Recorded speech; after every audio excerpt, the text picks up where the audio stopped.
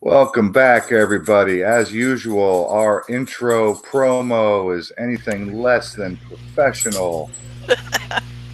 I was clicking too many buttons trying to get everything going so it would play proper, and I had, at the last second, I had jumped over to the other page to either mute or pause the live video, and I was clicking too fast and it didn't register, so I had to jump back over, and I was getting feedback just like last week. Anyway, how you doing, guys? Pretty good, bro. Oh, doing quite a bit better than I have been for the last few weeks. Getting my strength back, feeling much more excited and energetic. So, Amy, do you want to bring everybody up to speed on what's happening with your housemate? Or do you want to leave that in the private realm? Well, she is gone to the hospital. She is not well. She's 80 years old. She's 80 years old. She has a number of health issues, and right now it's very touch and go whether she's going to make it or not. So we're hoping for the best, but planning for the worst. Well, nobody gets out alive. We all hope it works out one way or the other. Yeah, thank you. I don't really know what else to say about it unless you want to give out any more details. Well, I don't know what else there is to give except that, you know, when she goes, I'm probably at some point not going to have a place to live. That fucking sucks. Yep. You were saying in Skype, you were talking with Gandalf that she is not breathing properly or not getting O2 or something like that. Not respirating. Yeah, they said that her breathing was superficial, which meant that she was not exchanging the CO2 for the oxygen. However, they put her on oxygen and she seemed to stabilize, and they took her off the oxygen. So she's doing better now. I mean, it's up and down. It's been up and down since she went into the hospital. I mean, one day they're talking about palliative care, and the next day they're talking rehabilitation, and then the next, I mean, it's crazy and stressful. Well, she has her son, actually an ex-boyfriend of mine and a good friend. And so, you know, he's over here and at the hospital quite a bit, taking care of things. And so, you know, and to be fair, I would be staying at his place, but he's a hoarder and has a studio apartment. So you can imagine, there's no place for me there. And that's why I've been staying at his mom's. Well, we all hope it works out for the best one way or the other. Thank you so much. So, Gandalf, what you been up to lately? You got your house on the market? Yeah, so been dealing with that, and I just got back up from London and South Ontario.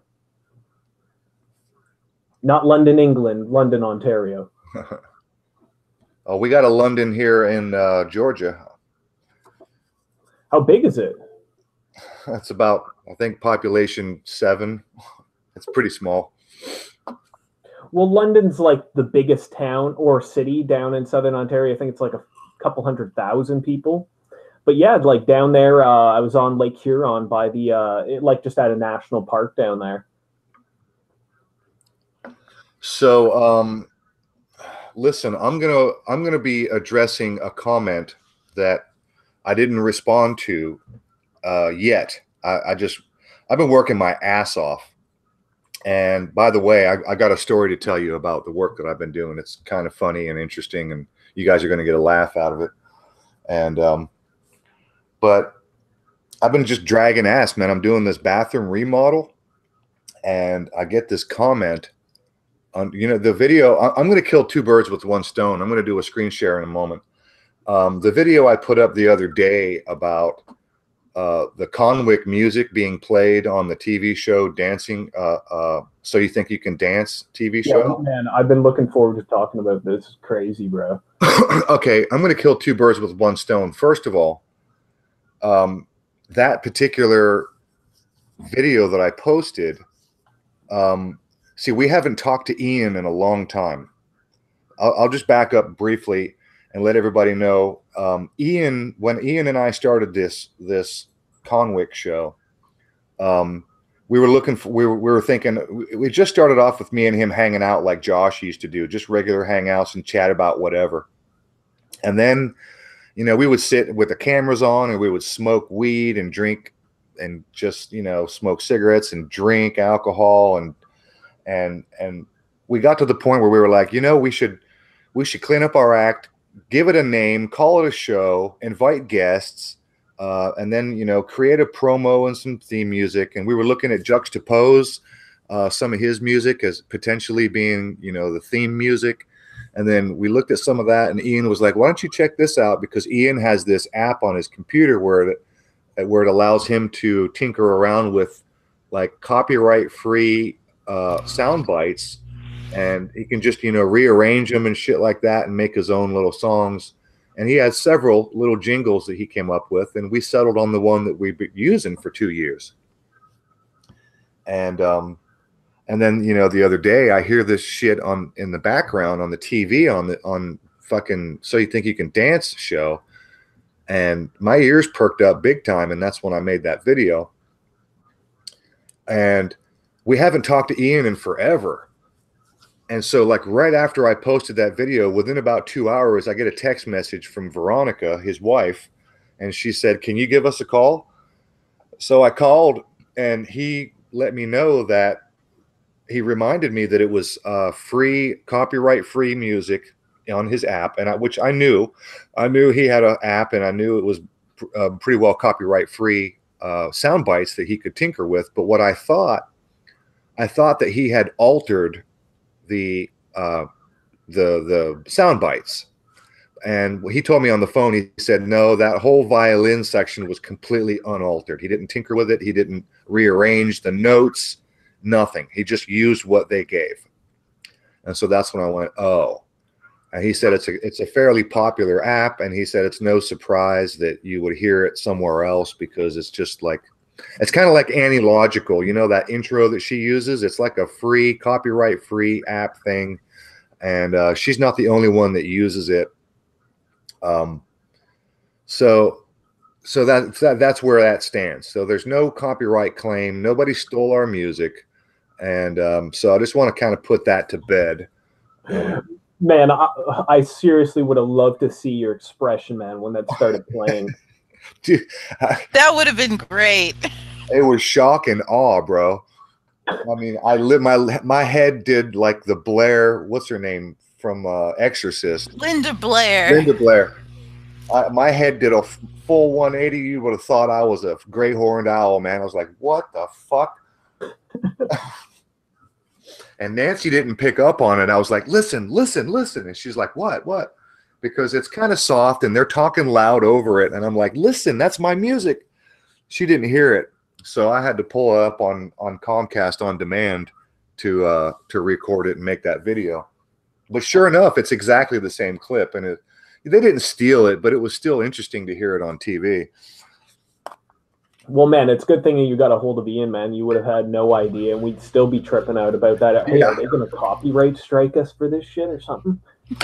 Well, actually, interestingly, several of my uploads got not a copyright strike, but they monetized. Yeah, a notice, and they monetized my videos, and I went and I challenged it, and the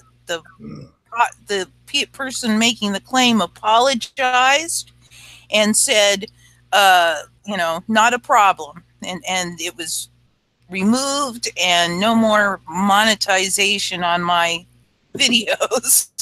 Which Ian had something similar happen to him over that music, and he either got a copyright strike or he got a copyright notice, and he was like, what the fuck are you talking about? This is copyright free stuff on the free app that I got.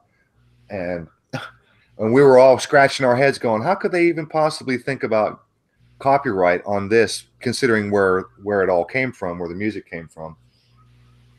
So, I mean, yeah, they tried giving Ian crap over one of his uploads of the show because of the music, and I think he disputed it, and he, you know, they took it off or whatever. But it was just a head scratcher. It's like, how could you even try or think about? I mean, it was totally free, copyright free music, and there was nobody to claim anything because it was this company that creates these free sound bites for this fucking app for people to tinker with. Totally insane. Okay, so I'm going to do a screen share, and I want to show you guys, because under that same video, Laz responded or commented, and he agreed that he thought, you know, he heard it. He said it was the same music. So here's Laz's comment.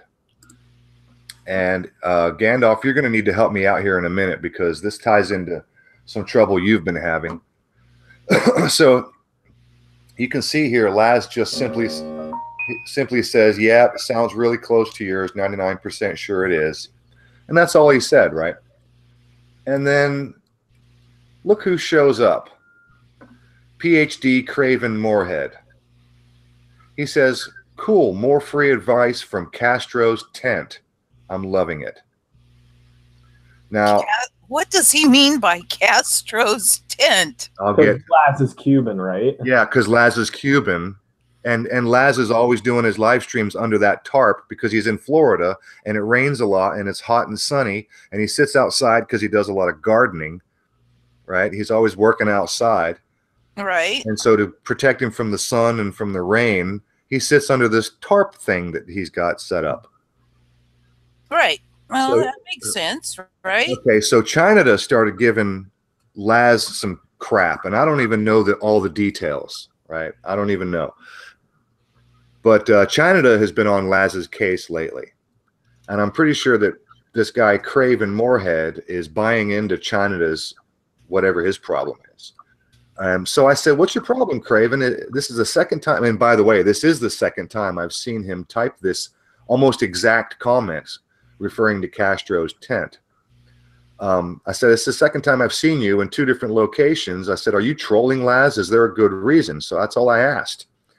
And so he comes back and he says, well, yeah, I got a fucking problem, mate. Laz is a hypocrite. I've tried telling him nicely, thoughtfully, but the guy blocks and deletes comments by his own admission. You obviously have not paid attention the last few days on the tubes, and I can't blame you for that. So, I mean, at least thanks for giving me benefit of the doubt there, because I haven't. I don't know what the deal is with China and Laz. I know tiny little bits.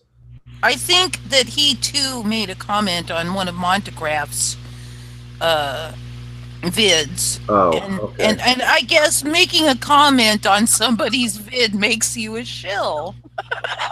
Well, I don't know. I guess maybe it depends on what you said, which, by the way, I'm going to get to Gandalf in a second about that. Because apparently Gandalf is on China's radar too, and Gandalf did the same thing, right? Gandalf, you left a comment on Monograph's channel. What did you say? I forget exactly what I said, but it was something probably along the line of that is the beginning of them going after all of us, because that's the idea I got when Alex Jones went down, that it was basically kind of like the dam breaking. And once they take down Alex Jones, they're then going to disseminate down to the smaller channels one by one. Wow, that's maybe debatable. I mean, you may be right, but I don't see that as a landmark. But no, like that's basically what I was commenting. But I must have commented on maybe like 20 channels when that all started up. I was actually going to do like I think I did do a live stream on it, but yeah, that's basically what happened. I just commented on one of Montegraph's videos. But you weren't like in support of what Montegraph had to say, or were you? I mean, no, just more like to talk to people in the comments. You know what I mean? Okay. All right. But apparently showing up and leaving a comment was enough to get on China's radar. Yeah, so he thought, I don't know, that I was taking Montegraph's side or something like that, I imagine. Like I sent China an invitation to come and talk to me about it, you know, privately or publicly. You know, if he thinks I'm taking some guy's side or something, you know what I mean? Okay, so Craven goes on to say here, he says, I'll back up. He says, deletes comments by his own admission, which, by the way, I have deleted comments. Not many, but I have on occasion deleted some comments that are clearly specifically designed, and you can tell by reading them, they're designed to stir up shit and waste people's time and derail a conversation. And they're comments by people that I know to be trolls or sock accounts. And they're specifically not there for any other reason than to derail conversation or to stir up shit or to just be a fucking asshole. And I'll tolerate, you know, if you want to be an asshole in my comment section, I'll tolerate some of it. And you can look through my comment section. There are people who left some pretty nasty comments that I have not deleted. But then again, on occasion, it's my discretion. It's like being in my house or my living room. If I have a party and somebody says something that I don't like, I have every right to kick them out of my house. That's not censoring. I'm not infringing on their free speech. This is my house, right? This is my channel, and I'll decide. Right. I'll decide what stays and what goes, and that's that. Like I've blocked. There's like 3 or 4 people that I've blocked. I blocked Michael Resnicky and his 21 sock accounts. At least the 21 accounts that I could identify. I've blocked Dana W. after weeks and weeks and weeks of arguing in my comment section. I finally blocked Dana, and then fellow man. I blocked him, and then I unblocked him, and then I blocked him again, and then I unblocked him again, and then him and I went round and round the third time, and I finally blocked him for the third time, and he's going to stay blocked. So I have blocked people, and I have deleted comments. I'm going to be honest with you, with the exception of one comment that I felt breached the terms of service stuff from YouTube. I have never deleted a comment on my channel ever. The one comment, I didn't delete it per se, I reported it. And I think it got deleted through that process, or at least didn't show up on the vid anymore. But beyond that, I've never blocked anyone, and I have never I mean, even Michael, he can come and yap, but he gave up because he couldn't get a rise out of me. I just kept laughing and telling him he was right. I've only actually deleted comments like 2 or 3 times, and there's only 2 or 3 people that I've actually blocked from commenting. So other than that, for the most part, you can show up in my comments and say almost anything you want, and I'll even tolerate some bullshit up to a point, and that's just how it's going to be. So anyway, yeah. So I asked Craven, I said, what's your problem? Do you have a good reason why you're trolling Laz? So he says he deletes comments. He says, you're obviously not paying attention. He says, Laz or Miguel is a loudmouth, opinionated, comma, and by the way, the space and the comma is out of place. Okay, I'm going to start from the beginning. Laz or Miguel is a loudmouth, opinionated, comma, his only, comma, commie bastard in my opinion, comma, he's, quote, burnt toast on this platform now, and I couldn't be happier. That's like one of the most poorly constructed sentences I've ever seen. I have to say, it's not particularly articulate. It doesn't even make any fucking sense. It's just a rambling ad hominem is all that is. Yes. So the next sentence isn't any better. He says, he did it to Laz, comma, space, comma, double space, by appointing his self the Svengali of the Twoofer community and blabbing himself right off the stage. So, first of all, the sentence starts off with, he did it to Laz. What are you talking about, Phil? PhD, Craven, what are you talking about? He did it to, who did what to Laz? By appointing himself the Svengali of Twoofer community. I wonder if Craven is talking about Laz's live stream where Laz is talking about himself being the godfather of the truth community. And that was a big joke. Because, I mean, look, if China can appoint himself the sheriff of YouTube, Laz can certainly appoint himself the godfather. And I was in that stream, and I appointed myself Laz's consigliere.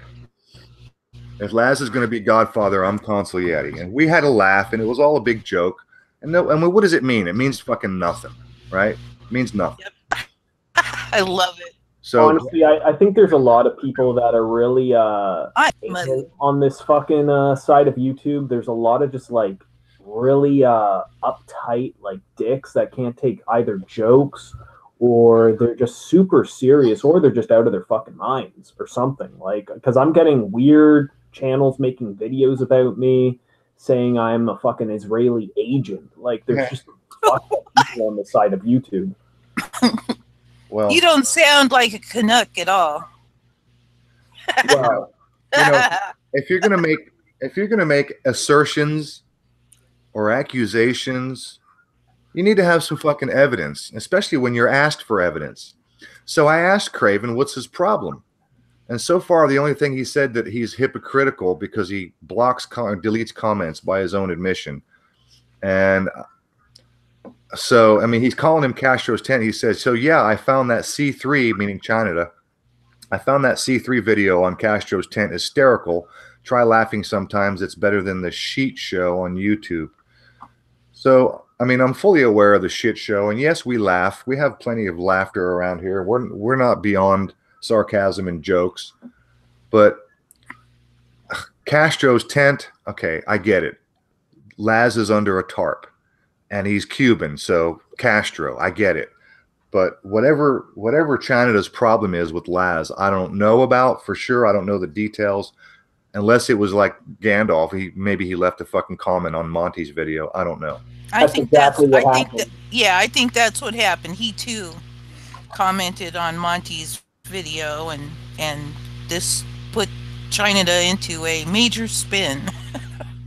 Okay, so Laz said, thanks, Rufus. And Celtic Shaman said, what you get that PhD in, Craven? And and Craven comes back, he says, Laz Valdez, see, there you go again, Castro. I've been here 3 years, and my support has been proven to be credible, not deflecting commie infiltrators like you. You dismiss others' concerns and comments as only your own talking points are valid, right? So let me break that down. He says, I've been here 3 years and my support has been proven to be credible. First of all, your support is not credible. There's no credibility in support because you could be a shill and support somebody. That doesn't make you credible. Just because you support somebody, like if PhD Craven, if he wants to support me and my show or us or what we're doing here, and he supports us, that's fine. There's nothing credible about support. Okay. I will say that so far, and because Craven's been around my comments and chats for a while, he's not created any problems. So, I mean, I'll give him that. But that doesn't make him credible. He could still be a fucking shill and waiting. I don't know. But let me see, not deflecting commie infiltrators like you. So, Craven, if you're listening, I'm going to ask you outright to provide some evidence for what you mean by commie infiltrator. You're going to need to provide some evidence because that's quite an accusation right there. Yeah. There is no evidence, man. It's just bullshit. He says, you dismiss others' concerns and comments as only your own talking points are valid.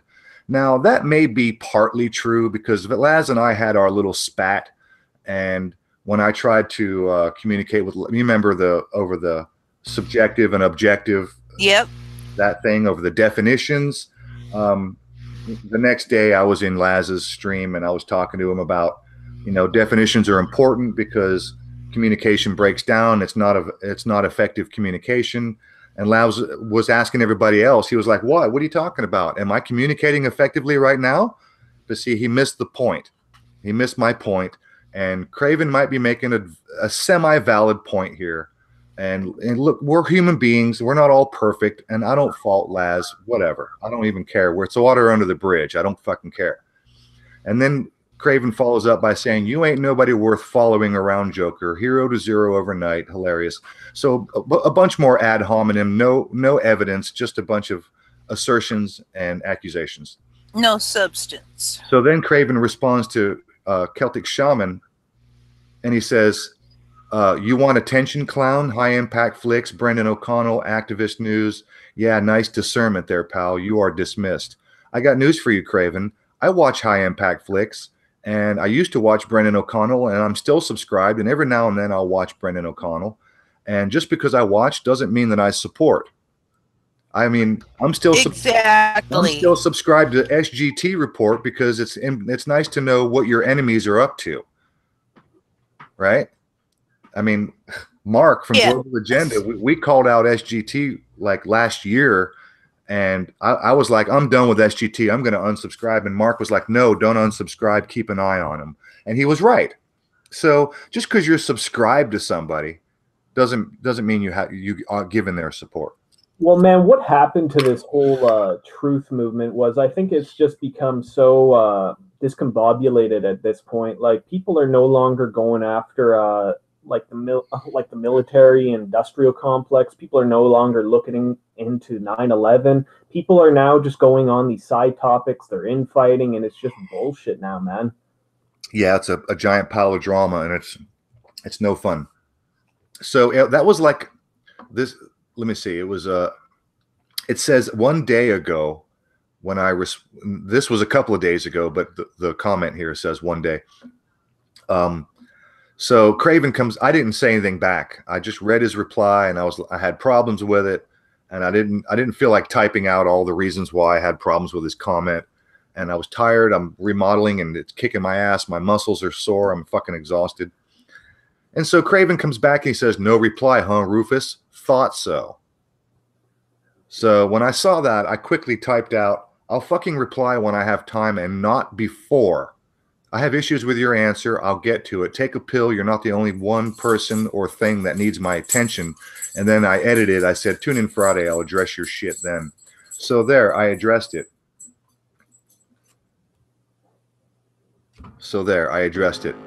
And then on the show promo that I uploaded yesterday, Craven shows up again because Laz commented. He said, "I'm looking forward. I'll be in the, listening in." Craven showed up again, was trolling Laz, and joked again about Castro's tent, and then proceeded to remind me that I had not responded. So it looks like Craven didn't get the notification. We all know YouTube notification sucks. Sometimes you don't get notifications for comments. Big time. Sucks. We all know notification sucks. So Craven has the nerve to come and tell me, "Oh, no reply, Rufus? Huh, thought so. Maybe it was a notification issue. Maybe I was taking my time replying. Maybe I didn't have time to even fucking look at it. Maybe I felt like replying later when I had more time to type that shit out." And then when I did reply to Craven and said what I said about tuning in Friday, here it is. He says, "Is there going to be any free advice from Castro's tent? You never returned my post last night, Rufus." So maybe Craven didn't get my reply where I said tune in Friday, because I didn't get his reply. I had to go check that comment section. So I don't know if the guy's intentionally trying to stir up shit. I mean, he's a human. I don't know if he's a shill. He probably has his own opinions. Maybe he's right. Maybe he's wrong. Probably not right. But if he's buying into China going after Laz, I don't know what the deal is with those two, unless, like I said, it was that fucking comment thing. So other than that, I don't know what to say. I'm done. I've addressed those two issues. The music is not copyright. I have no copyright claim, and Craven has now been answered, and we can move on to bigger and better things. Woohoo! That's the key, man. Enough of this fucking drama bullshit, man. You really think a bunch of small YouTube channels are like, this is what I find so crazy about this, that there's these people that are accusing all these people of being shills with like a couple hundred subscribers. Like, it's fucking out there, man. I will just say one more thing to Craven. If you really do have a PhD, you might want to work on your sentence structure. I think your instructors and the dean of your college is not going to be pleased with what you've been typing lately. So there. So you guys want to hear a funny story? Tell it, bro. Yes. So I'm doing this remodel. I'm doing this bathroom remodel. Complete gut and remodel job. Turned a bathtub into a walk-in shower, retiled and re-walled, and knew everything. I completely gutted the whole bathroom down to the studs, and then replaced some rotten subfloor and plumbing and everything. Okay, so I get to the point. I wanted to show this to you, but I haven't pulled the video off my phone yet. I've just been busy and tired. I get it all. I'm about 75% of the way, put back together. I got all my shower tiles are installed. I haven't grouted anything yet.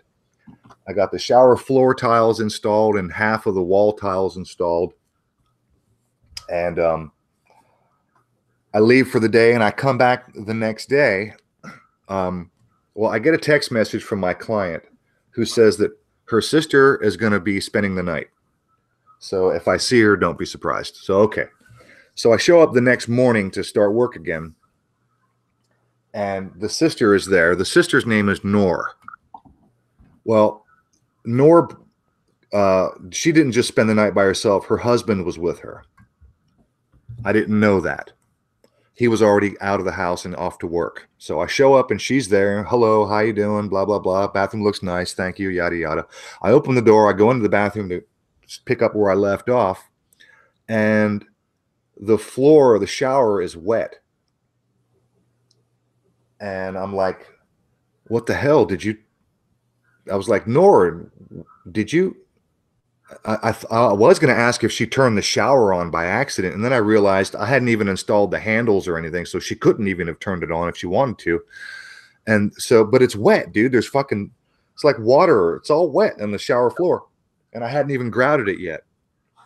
And then I looked closer, and when I looked closer, I could smell it. It smelled like pee. And so I was like, Nora, do you have a dog? Did you bring a dog with you? I said, did you come in here? Did you do it? She said, I just opened the door and took some pictures to send to my sister. I said, do you have a dog? And she's like, no. I'm like, you didn't do anything else but take, and she's no. I'm like, wondering why it's wet in here. Let me back up one step. When I showed up, the doors were wide open. First thing in the morning, the front door and the side door were wide open. And when I pulled in, I was like, oh my God, did I forget to close the doors when I left yesterday? I freaked out. And when I walked in, she goes, do you smell that? I'm like, yeah, it smells a little funny. What's going on? She says, the house was full of gas. She said, I made something to eat last night, and I think I forgot to shut the burner off and went to bed. And I woke up this morning and fucking gas filled the house. And so she had the attic fan on and the doors open. So, okay. And then I opened the door in the bathroom and I'm like, what's going on? And do you have a dog? And no, I don't have a dog. So then I said, was there anybody else here? Do you have a boyfriend or something? Did somebody else spend the night with you? She said, my husband. And I said, and did he come in here? She's like, I don't know. And then she told me that that morning, she woke up and her sister had like a bag of ocular stuff, like glasses and just lenses. I don't know. And she woke up and her sister's shit was like laid out on the counter, almost like in a display pattern. And she was like, what's going on? What did you did you do this? And what? And his reply was, I don't know. Maybe I was sleepwalking. And she's like, what the fuck? You don't sleepwalk. So then I go into the bathroom and it's all wet and it smells like pee. And I'm like, was someone else here? And she says, my boyfriend, my husband. And I said, and I'm looking at the pattern, and I might try to upload it while I'm live. I hope it doesn't crash my computer. You guys got to see this. I'm gonna tell you what. I'm gonna plug it in and see if it works. You could absolutely tell. Oh, you know what? I can't because I've got all my USB ports used up right now. But you could tell the pattern. There's a little wet spot outside the shower, and then there was a little bit of wet, and it was kind of yellow on the curb, which has got a marble top going across the curb. And then the whole center of the shower was wet, and it was even wet a little ways up the wall. And then the very far side left and right of the floor of the shower was actually not wet. And I thought to myself, somebody stood here and took a fucking piss. And I was shocked. I was blown away. I was like, no fucking way. This dude walked in here and pissed in my shower. Not fun. So then I show it to her, and she's like, yeah, that's piss. And she agrees, and she could smell it and she could see it. And I got video. I was soaking it up with paper towel, and I made her clean it and rinse it off. But and then she started telling me that he's on these drugs. He's on these mood-enhancing antidepressant SSRI drugs. Because she said, you know, we had a home invasion a couple of months ago and he was shot in the leg. And oh, wow. So he's like, they had him on these pain medications, and then they had side effects. And so they got him on antidepressants, and then they just switched his medication. And I went, oh, this fucker was sleepwalking. And if you guys have seen the commercial, Amy, I know you don't watch TV, but if you watch the commercials, these pharmaceutical commercials on these drugs, they list huge list of side effects, and sleepwalking is one of them. Yeah, much. So the dude's on these SSRI drugs, and he got up in the middle of the night, he walked into my half fucking constructed bathroom and took a piss on my tile. Jeez. So is that's like a side effect of taking this medication is walking around and pissing on floors? Oh, you know what? It's not just that, but he also rearranged his sister's stuff on the counter. And then after it was all over with, after I wasn't angry and calmed down, when I realized that he was, you know, it wasn't out of malice. He wasn't being a dick. and I thought about it for a second. I went, oh, Nora, I bet you weren't the one who turned the gas on. I bet that was him. That'd be fucking probably. That would be really tricky to be in the same house with somebody that might turn on the gas. Like, who knows what else, or piss on the floor. Who knows what else they might get up to, man. No, exactly. Yeah, exactly. Yeah, I told her, you better get him off those fucking drugs. This is not working. You're in danger. Yeah, I'm thinking, huh? If he's turning on the gas in the middle of the night, oh yeah, not good. She thought she left the burner on because she made some food and she thought she left the burner on. And now I'm thinking, I bet it was him that was fucking around in the kitchen and turned that shit on. Oh, no doubt. I mean, if he was sitting there laying things out and then pissing in my shower. Yeah. I'm betting, 90-1 that it was him that turned the gas on. Yeah, I'm going to guess that too. Okay, so everybody have a laugh. I got peed on. Not indirectly. I indirectly got peed on. That was definitely a first, man. I mean, I've done a lot of remodeling, and I've never showed up on a job to find human urine on my work. No. Pretty fucked up. Not. Hey, Freddie's in the chat. What's up, Freddie? World Peas and Reality Check and Adelaide. My girl Adelaide is in the chat. Hey, guys. I want to say hello to everybody and all the newcomers. Arno Carner. I'm not sure if I've seen you around, but welcome.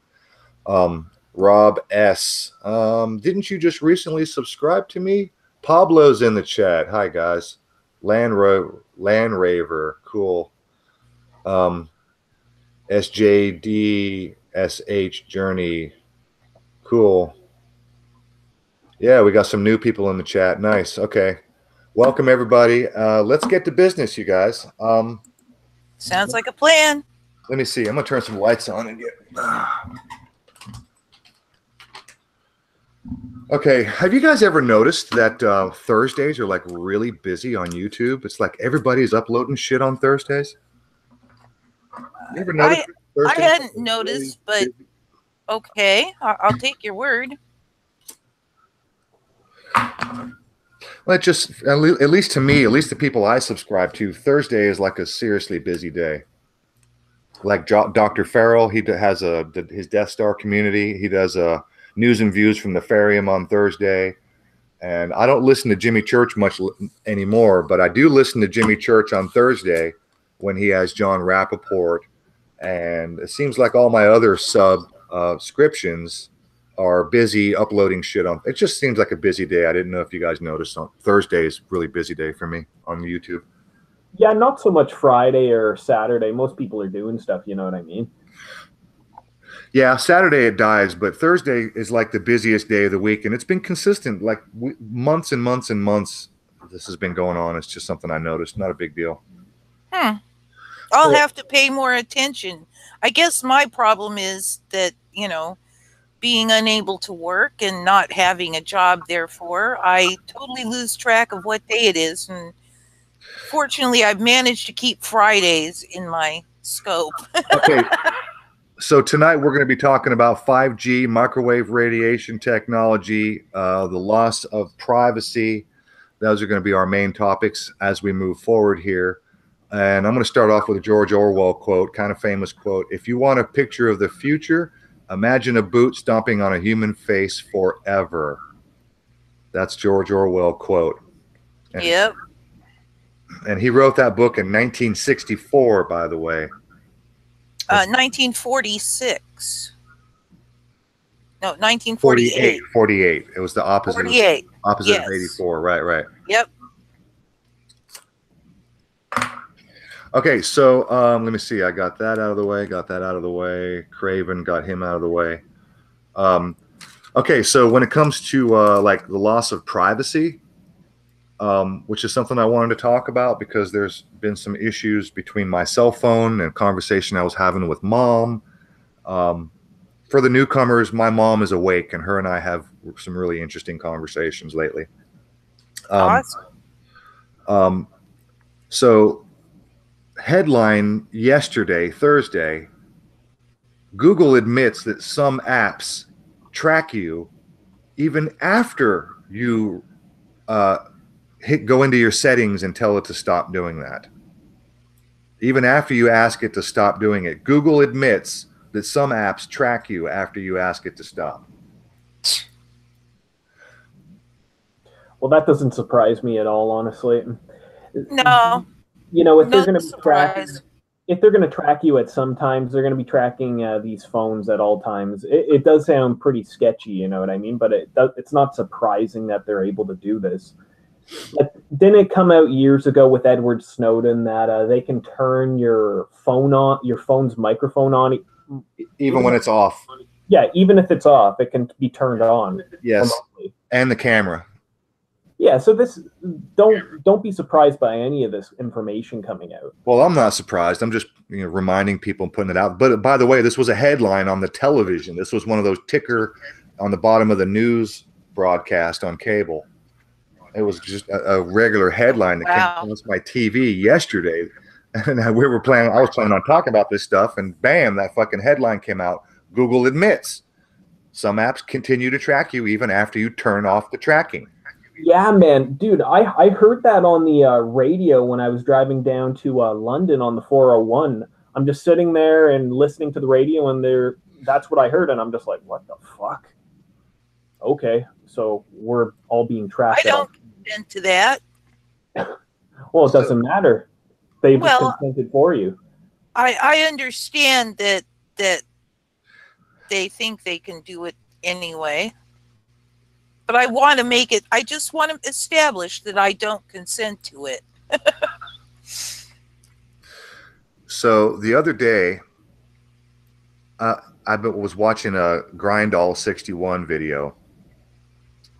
You know, I really appreciate Grindall's activism. He's extremely active, and you know, he's up government's ass literally every day, and I really appreciate the work he does on that front. But he's been palling around with this guy Fullerton Informer, who's extremely religious and a fucking flat earther. And Grindall is pretty religious too, I think. So I'm almost had it up to here with Grindall, but I really do appreciate Grindall's activism. Anyway, and I might play a portion of his video. I might just go ahead and do that because it's going to lead us off. It might be a good segue.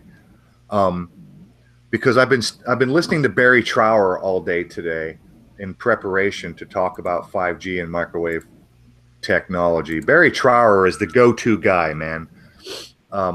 Like seriously, the go-to guy. If you want to know, and I left a link in the comment description under this video to the full lecture of Barry Trower at the Open Mind Conference, which is one of many interviews and lectures and speeches that he does.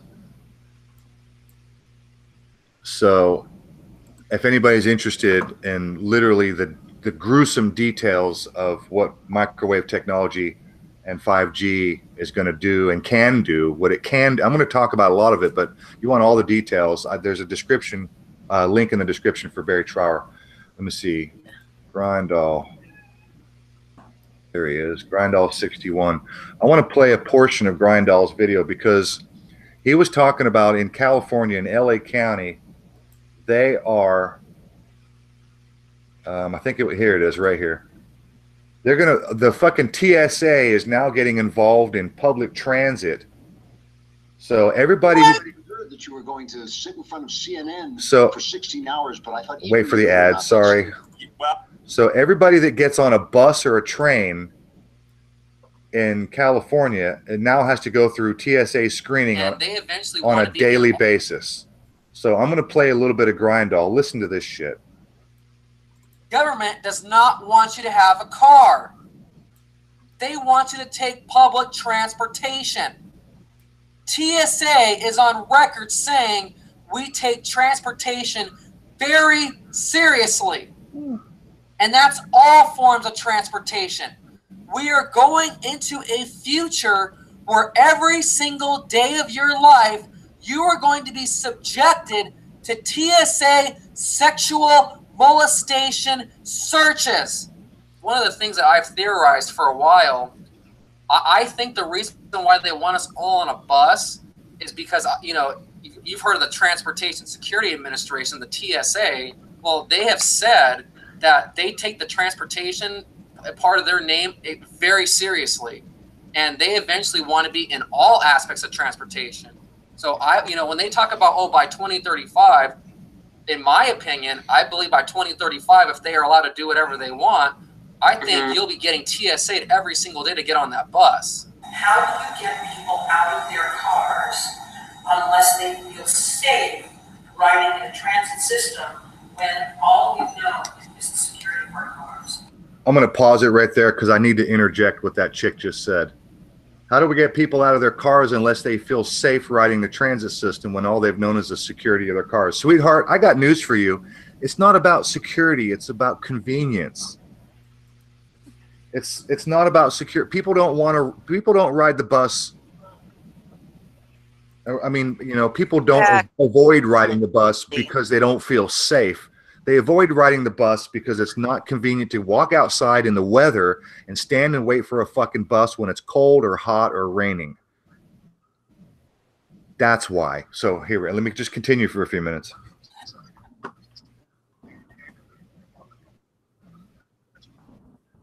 We actually will be deploying in very short order technology to the field that will help us be more effective in screening for explosives and screening for weapons.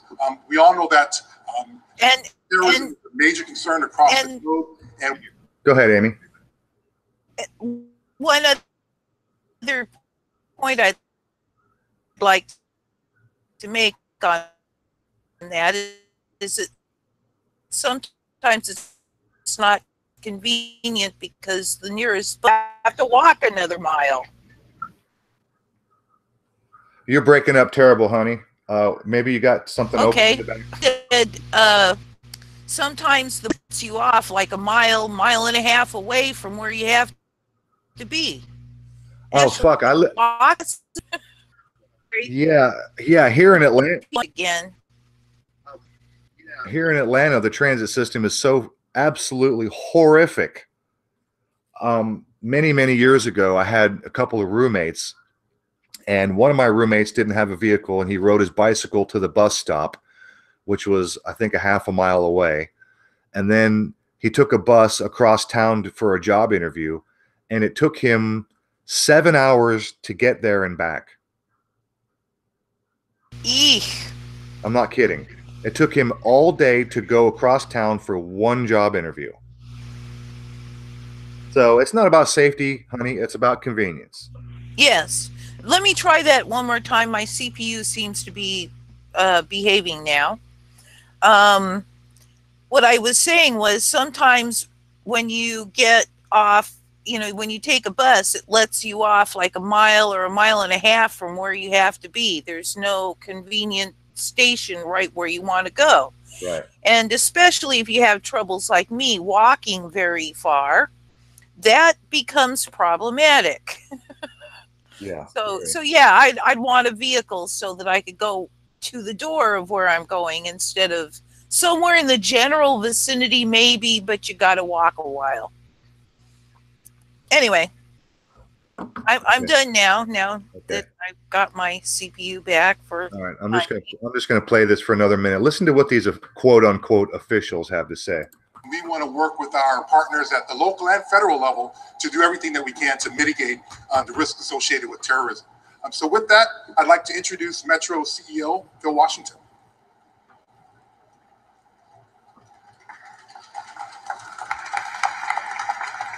Well, thank you so much, Alex. And let me thank everyone for coming out today. Metro is leading the transit industry, the transportation industry, I would say, in the development and deployment of new security technology, thanks to our close partnership with the Transportation Security Administration. So as a surface transportation agency, we have served as a critical needed operational test bed for the TSA to vet new technologies within the public transit sector. Both of our agencies realize that we must embrace this new technology. Did he say both? To meet the evolving threat. Maybe. Sector that we take very, very seriously. So for the past year, we've worked with TSA on a pilot program to test advanced screening systems on LA County Metro system. In fact, many of you were in the press, have previously covered our earlier passenger screening tests at Union Station and 7th Street Metro Center. We now have the ability to obtain early visual warning of person-borne improvised explosive devices or weapons that are intended to cause mass casualties. And we are the first transportation agency in this country to do so. And while Metro has been a transit industry leader, I'm glad to say that we're again leading the way in the purchase and deployment of the Through Vision millimeter wave passive screening technology. There it is.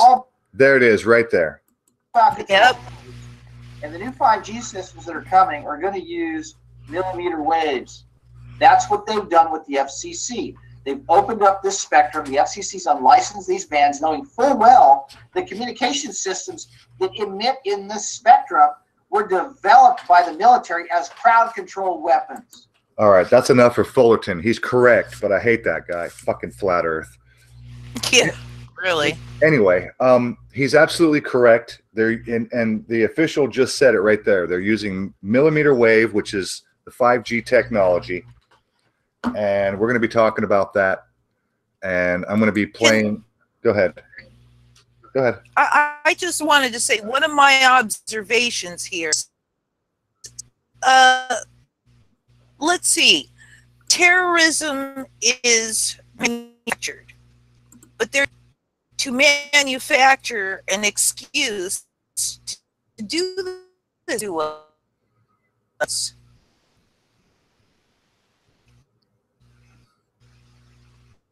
You're breaking up. Hello?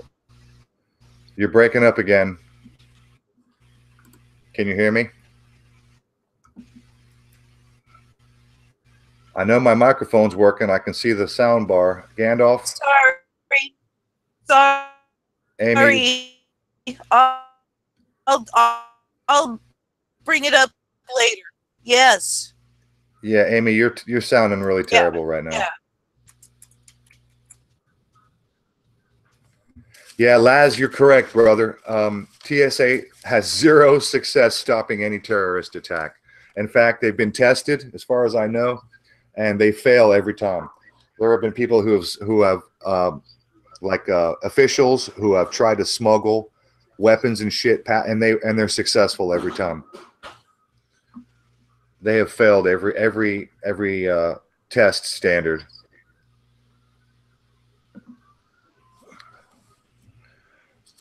So okay, I think my CPU is back to behaving. Try it. What I noticed was, okay, you have terrorism, which is manufactured, none of it's real. Right. And they're using that as the excuse to push us into this crap. Get us scared. Oh my gosh, we need to be protected. And yeah, I'm very unthrilled by what's going on down there. Well, it's a win-win for them. It's a win-win-win-win-win because they got the whole citizenry afraid, right? And people don't make good decisions when they're afraid. Am I still screen sharing? Thought I stopped. No, you're still screen sharing. Okay, there you go. Now you've stopped. All right. So they got everybody afraid, and people make shitty, terrible decisions when you're afraid, when you're in a state of fear. And then you've got, maybe one of your friends from the down at the lodge, right? Maybe he owns a tech company and they have this new technology, and what are they going to do with it? Who are they going to sell it to? Oh, I know. We'll sell it to the government. In other words, we'll sell it to the people because that's, when the government buys something, they're doing it on our behalf with our money. That's what we're told, but they're a corporation and they're doing it for their own agendas. But ultimately, when like a tech company who has developed this backscatter screening, or now they're using millimeter wave screening, they have to sell it to the people, to the citizens, and they do that through the government. And then on top of that, they get the whole added benefit of this extra layer of control. So to them, it's a win-win-win-win situation. Definitely. And by the way, Fullerton, as much as I hate that guy, only because he's flat earth and very religious, but he's correct. The 5G technology, the microwave communication technology, was developed, I think, in the 30s, and it was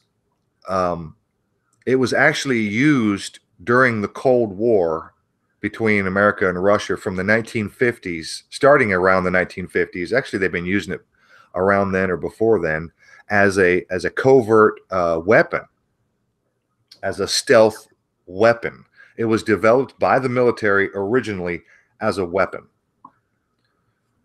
So I was talking to Mom about this the other day, and the inventors of microwave technology, the original scientists, creators who discovered microwave technology, they discovered it by accident because apparently there was a chocolate bar lying on a table nearby one of their experiments, and the chocolate bar melted. And then that's how they discovered that these microwave technology puts out heat, and it makes things hot, and it melts and cooks. And ever since then, there have been crowd control weapons developed by the military. And you can go online and you can see these. Yep.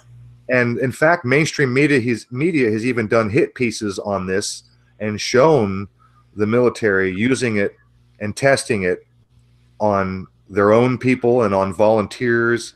And it burns your skin, which, by the way, reminds me, I think Dr. Judy Wood was correct. Richard D. Hall has an entire, I think, 7-part series on, it's like a new 9/11 investigation. Somebody really went out of their way and followed up on the directed energy weapons that Judy Wood has been talking about having been used on 9/11. And there were people on the floors that were impacted by the crash, the explosion, or whatever, the fire, the flames. And most likely the sprinkler system did go off and everybody was wet. And the stories are that there's people who were taking their fucking clothes off. And I think there might be... Oh, there's pictures of it. Yes. Yeah, there are pictures of people with their clothes off, taking their shirt, taking their pants off. And it's like, wait a minute. Logically, why would somebody take their clothes off, especially if they were just wet? Right? Yeah. However, if their direct energy weapons were being used like microwave weapons, that'd give you motivation. Yeah, and you got wet clothes on, and then you're being pumped with microwave weaponry, like directed energy weapons. You damn right, you're gonna strip your fucking clothes off. You're burning, you're cooking from the outside in. Now, has any of this been deployed in the United States or anywhere like Canada or anything like that yet?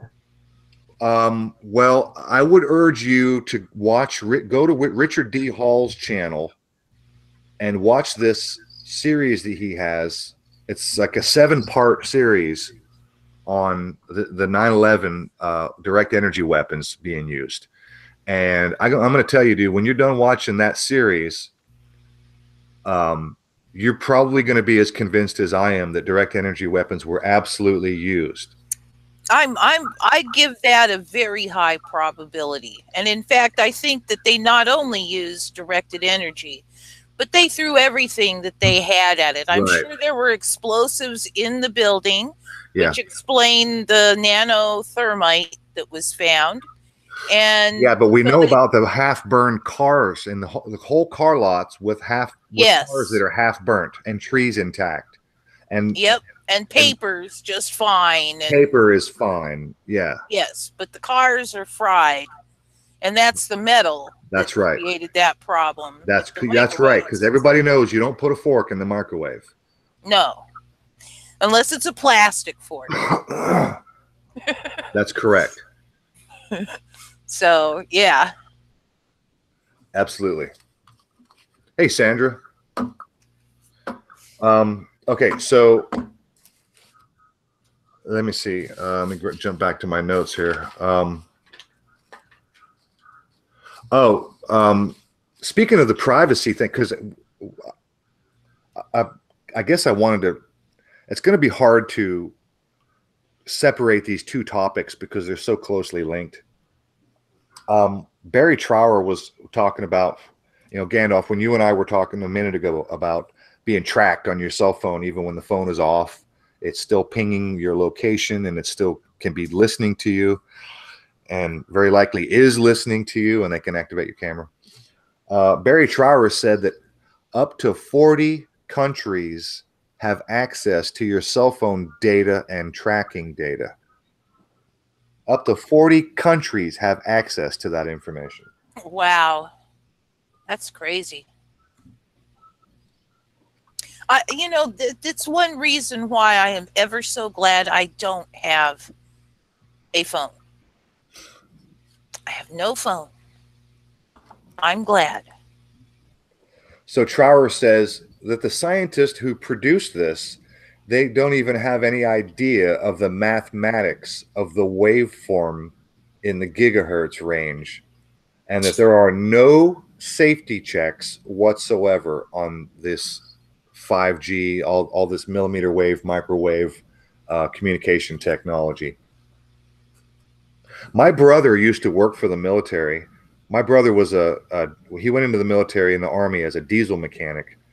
And anytime the military sets up a base or like one of those mobile communication satellite dishes where they drive out in a big truck, deploys this big satellite, they run on electricity, which is powered by a monster diesel generator. And my brother was a diesel mechanic, and that's what he did. My brother came home from military, and he was telling me stories about that they were out in the field somewhere, and they deployed this microwave communication satellite. And he said the grass and the trees and the bushes all around in a big circle would just fucking die within hours. Yeah, that's ghastly. Talk about slow kill. Oh my gosh. You know, just keep zapping us with this crap. So you guys keep your eye on the chat. If Mark shows up, Mark has an open invitation. And by the way, if anybody else maybe wants to come in and hang out with us, if they want to add to this conversation, let me know. We'll see about getting you the link. We got an open panel tonight.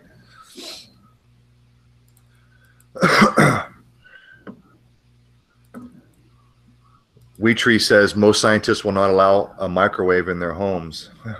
You know, there are videos on YouTube where people will use a microwave or an EMF detector, and then they'll turn on their microwave, and that fucking thing just goes absolutely crazy because your home microwave leaks. It leaks. Yeah, I don't use the microwave. I haven't used a microwave in years. I mean, decades. Well, every once in a while, we'll use it to heat up a cup of tea, but I don't cook anything in the microwave. I don't eat anything out of my microwave, ever. No. Yeah, I've been trying not to. I'll just warm stuff up in the stove or something then. Yeah. I don't even like being in my kitchen when that thing is running. Yeah, I just don't ever get near one. Well, you know how like there's that fine, it's like little, it looks like mesh on the front of your microwave, and it's like little black dots. That's supposed to be blocking the radiation coming out of the thing. That's pumping out. Yeah, okay. It's not working. That's what they say. They say. Yeah, Okay. If I had my way, I'd outlaw microwaves. So, has anybody ever read, and I'm talking to everybody listening, you guys can respond to me in the chat. Has anybody ever taken the time to read that little booklet that comes with your cell phone? When you get a new cell phone, when you upgrade and you get a new phone, it always comes with a manual and a how-to book. You ever go and read the back or the fine print where it says, don't use this inside of an enclosed metal, if you're inside of like a metal building, you know, in other words, an automobile, which is surrounded by metal. Has anybody ever bothered to actually read that little book that comes with your cell phone? I had a cell phone briefly, but it was given to me, and I don't know that I ever saw that booklet. So, Freddie says, "Read?" with a question mark. I ain't got time. I ain't got time for reading. Read? What's that? So, yeah, man, I actually did read mine once, and I was kind of surprised at the warnings that are in that book. And it's almost like a disclaimer to the point where if you decide to use the phone, it's like clicking the OK button on the terms of agreement for Google or YouTube. You know what I mean? The terms of service agreement. Nobody reads that shit. You just click OK or next, and you get on with life. Right. It's kind of the same thing with a cell phone, because they basically warn you in the fucking pamphlet or in the book that comes with your cell phone. It tells you, in fact, if you have an iPhone, that book actually tells you not to have the phone within 9 millimeters of your body. Centimeters, excuse me. Yeah, I've heard that. You're not even supposed to be holding your phone when you're talking on it. Yeah. When I had my phone, I never stuck it to my head, and it always sat on the table, and then I just reach over and push buttons as needed. But other than that, I never touched it, and it never got in my face at all. I always put it on you know, speaker. Always. So this in my description box is the full lecture from Barry Trower. One of the things he says, it's about an hour and a half long speech, lecture, talk that he does. He said he was down in I think South Africa, and was giving a talk, and the speaker that came up behind him was a teacher. And the teacher got up and said that in Africa, suicide and student bad behavior is almost unknown. Okay. It's that kind of rare. It's so rare that it's almost unheard of. Bad behavior and or suicide among young people, students, teenagers, kids. Right. Almost unknown, he said. Wow. And then he said they installed one of those fucking transmitters in our school. And he said within a year or two, every student in my classroom was on Ritalin. Oh, my God.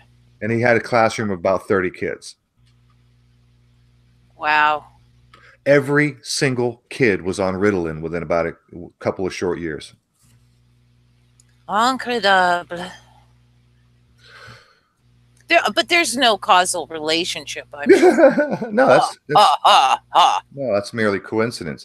So, you know, that makes me think of, you know, some of these truther people that have gone off the rails, like the pizza shooter and Justin Woolley, who shot his mom, and the pizza shooter was Hey, Border, scripted. how you doing? Welcome.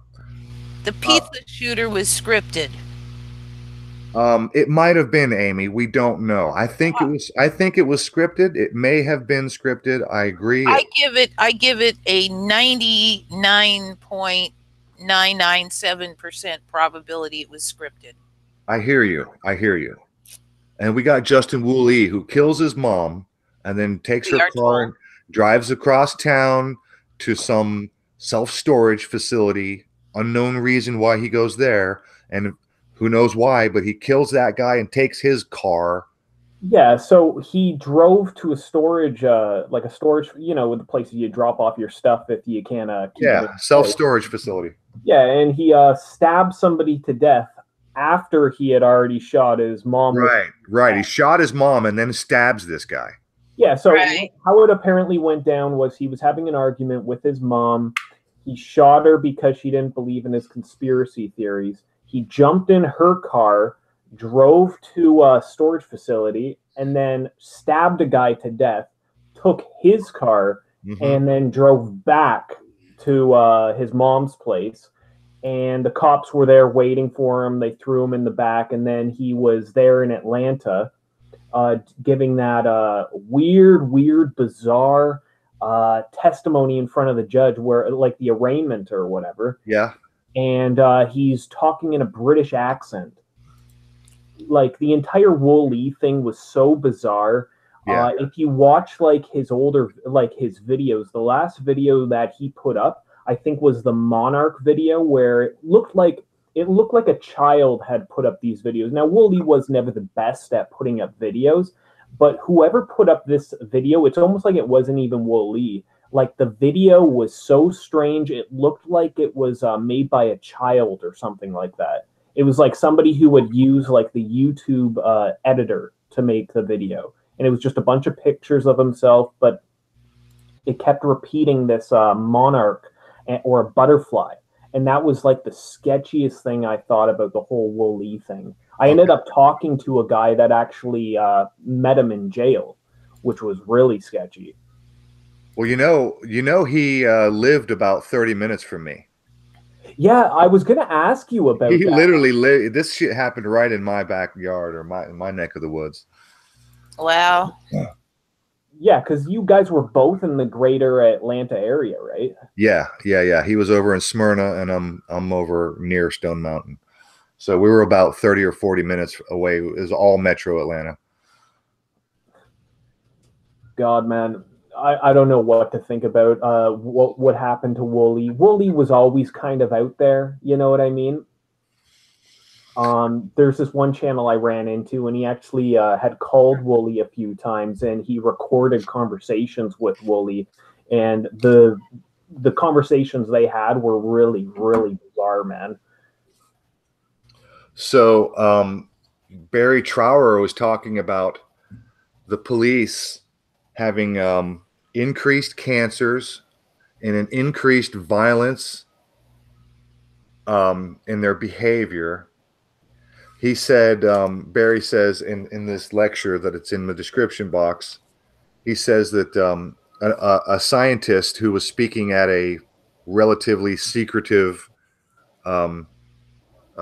U.S. Defense Intelligence conference, he said that all aspects of human behavior can be affected and even controlled. And this is written by an Australian doctor who worked for the WHO, who is now an industry consultant. When I say industry, I mean the telecommunication industry. So there's a 5G, or this millimeter wave, this microwave technology. It increases your brain activity. You get a noticeable, detectable hyper brain activity when you are on your phone or using your phone or near a Wi-Fi or being beamed with one of their fucking weapons. Yes. That you get this hyper brain activity. He said studies have been done with children. He said a child that uses a cell phone for just 2 minutes has an increased brain activity that doesn't settle back down and go back to normal for 2 hours afterwards. Yep. And that kind of explains why so many kids are on all these drugs and that they're all being labeled. What's the fucking mental disorder that everyone's being labeled with? ADHD. Yes, thank you. You're welcome. They're hyperactive. They're not paying attention. They're acting out. They're misbehaving. They can't focus and concentrate. Now, Yep. Barry Trower was a British military physicist, and he worked with this millimeter wave microwave technology in the 50s during the Cold War. And he tells a story, and it might not be in this lecture in my comments or my description. It might be a different interview, where he describes during the Cold War, the United States Embassy in Russia, that all, if not all, then virtually all, like 99 out of 100 percentage, all of the people, all the staff members at the embassy were coming down with cancers and all kinds of illnesses, leukemia and shit, and breast cancer and stuff like that. And the kids were having any children that were in the vicinity were getting that's leukemia, that's the blood disease, blood cancer, basically bone marrow cancer. He said so they switched. They completely replaced the entire, after about 18 months, they replaced the entire staff at this embassy. He said within another 18 months, everybody else had also been diagnosed with either cancer or some serious illness. So they were replacing staff every 18 months in this embassy in Russia and that's when they discovered that they were being beamed with with a stealth weapon, microwave technology. Well, have you heard about the recent stories coming out of the American embassy in Cuba, where a lot of people are apparently having strange noises being beamed into them? And it's some kind of frequency weapon that they're saying that the Cuban government's using on the American embassy staff.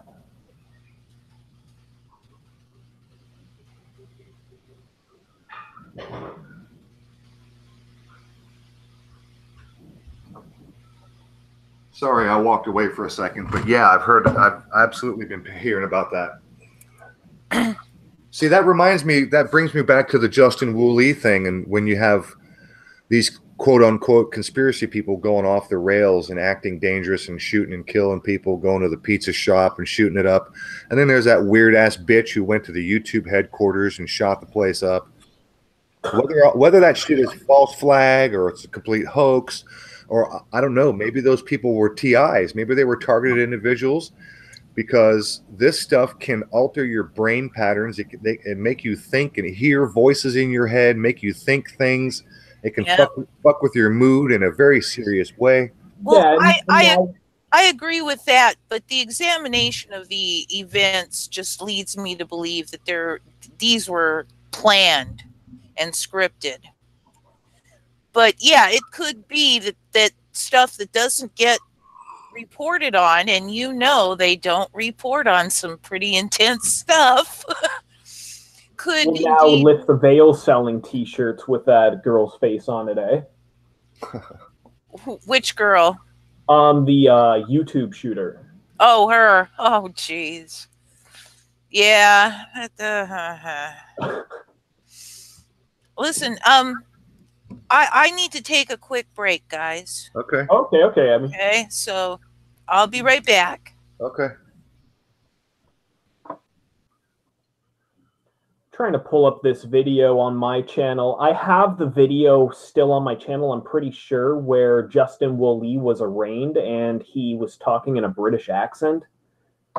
And he had a pretty weird look on his face during his arraignment. Yeah. How many times, Gandalf, how many times have we heard that these people, and they're not always, it's not always a conspiracy theorist, right? It's not always a Professor Doom or a Sidethorn or a Wu Lee. But how many times have we heard these people, when they get captured, not killed, shooters and whatever, supposed domestic terrorists, when they get captured, and they ultimately make a statement and they say they're hearing voices in their heads. We've heard that a lot, haven't we? Man. Let me try and find that. Actually, you just totally reminded me of something. Yeah, the voice to skull technology. That's a real thing. Yeah, that's extremely common with these people that have apparently gone off the rails. Oh, I got to find you this, man. I have an actual story like that's exactly what you're talking about. Border of Chaos. Yeah, Wu Lee went absolutely postal. You don't know about that? By the way, for those who don't know, Justin Wu Lee, he used to run the YouTube channel known as Counter Tyranny Ops. And for those who are coming in late, Border of Chaos is asking, Justin Wu Lee shot his mom, took her car, drove across town to a random self-storage facility, and then stabbed the guy to death, and then took his car and then went back to his mom's house, and where the police were there, and then he got picked up. Yeah, that's exactly that's the official story. Yeah, that's exactly what happened. And Gandalf is trying to look for a video that's going to show Wu Lee talking in a weird British accent during his arraignment, and if he can find it, we'll play it. Okay, and I also just found what we were just talking about. The Fort Lauderdale shooter, according to him, here, I'm going to get right to it. Yeah, I want to play some of this Barry Trower and get some of these gruesome details out there, because I mean, I would have pages and pages and pages of notes. So I'm just going to play a little bit of this Barry Trower. But go ahead. You want to screen share? Okay, yeah, sure. I'm just bringing up the video. I got both the videos now. All right, I got you. I'll do this one. I'll do this one quick. All right, I got you highlighted, so go ahead. Here it is. All right, here we are. And I'm back. Just in time. All right. Justin Cray Cray. Justin Woolley. Oh, wait a minute. The name on the military ID that the suspect had with him. If it is Santiago, then this is a man with an interesting history. It's just kind of glitchy. Hold on.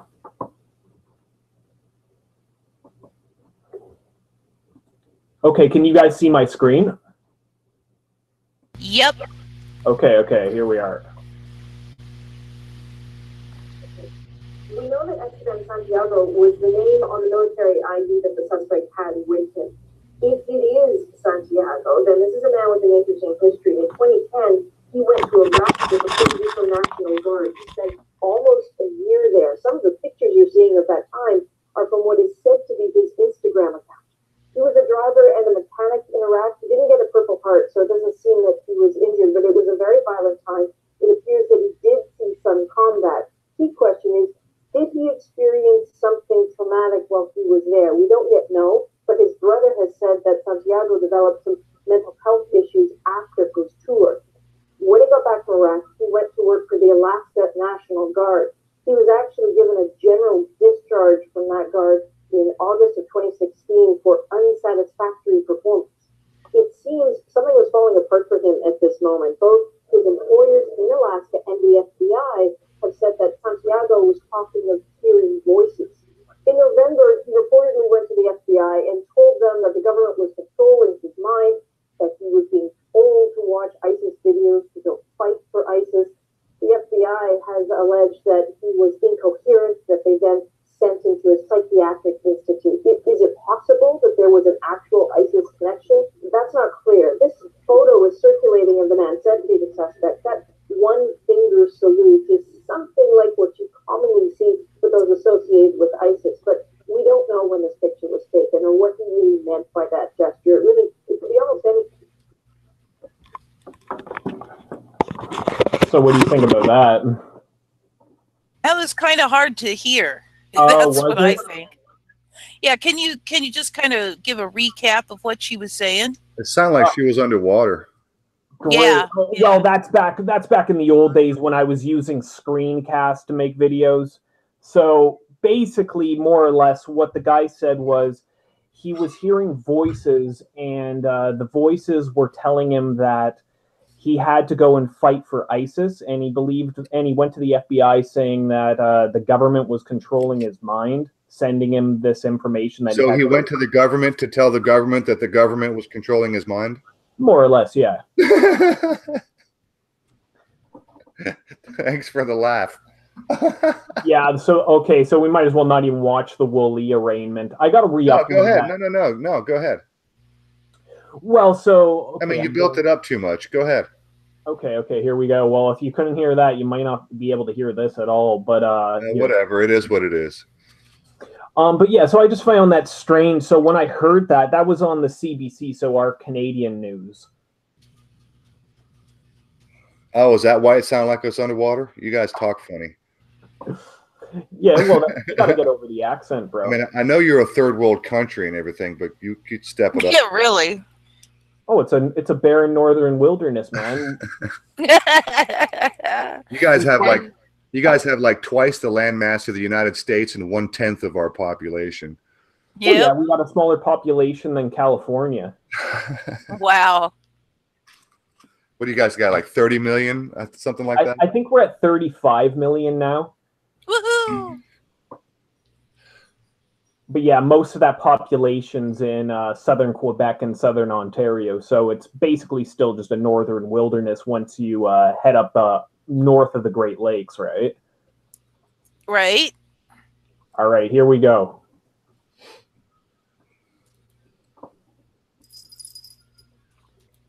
Who's this? Rob S. said the DC shooter talked, let me see, talked about low energy weapons and etched lewd in his gun.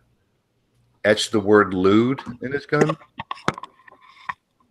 I don't know the details on that one. All right, hopefully this comes in a little better. Oh, this is even worse.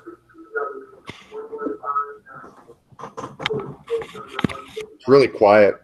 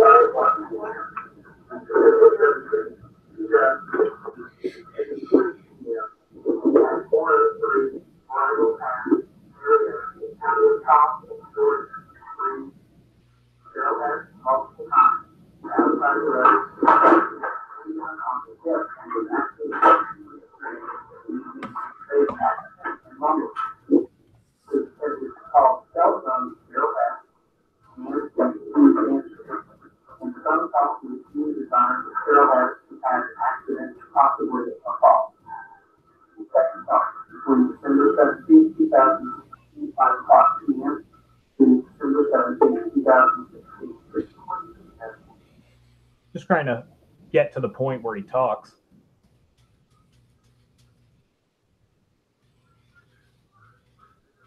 Do you understand what you've been taught?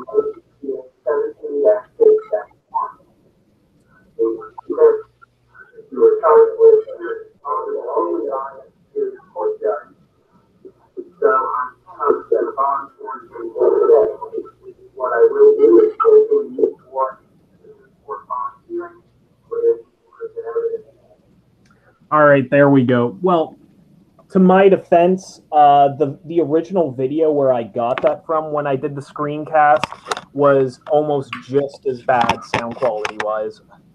I was going to say, I didn't make out a single word spoken on that. I know, neither did I didn't even hear a British accent, but I have heard that he did speak in a British accent. He was talking some weird shit.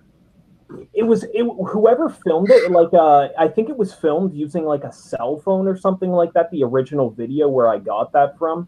And I'm gonna bring up some links so people can see this for themselves. But when you see the original video, you will be able to hear the British accent, but it's still really, really hard to hear, even with the original video.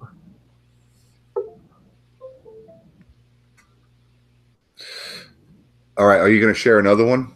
Oh, no, that's it. So okay. Well, I want to share some of this Barry Trower lecture that he put out that I was checking out today.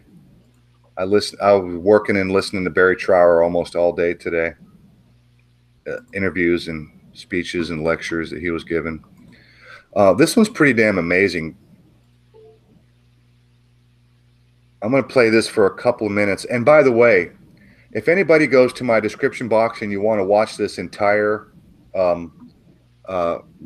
speech that he gives, check it out. I'm going to show you a couple of the comments because this is true. Well, check it out. Second comment down, it says, at 7 minutes and 3 seconds, YouTube censors the rest of the statement.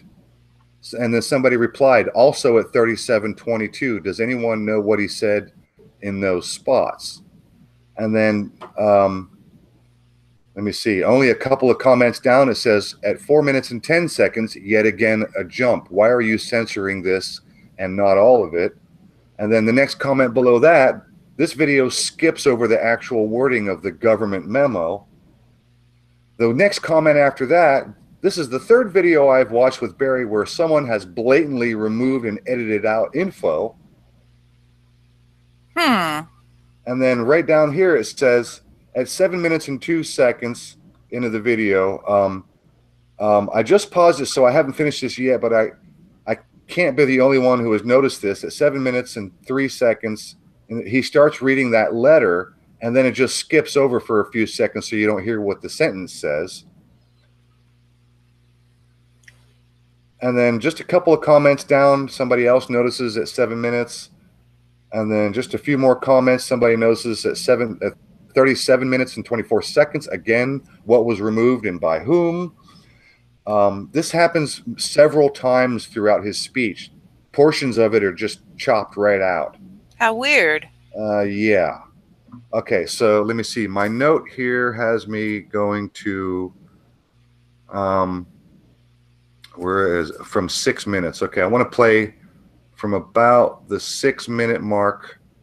I'm going to play about 5 or 6 minutes of this. 6:09. Bump it back a little bit. Come on. 6:03, that'll do. Listen to this shit.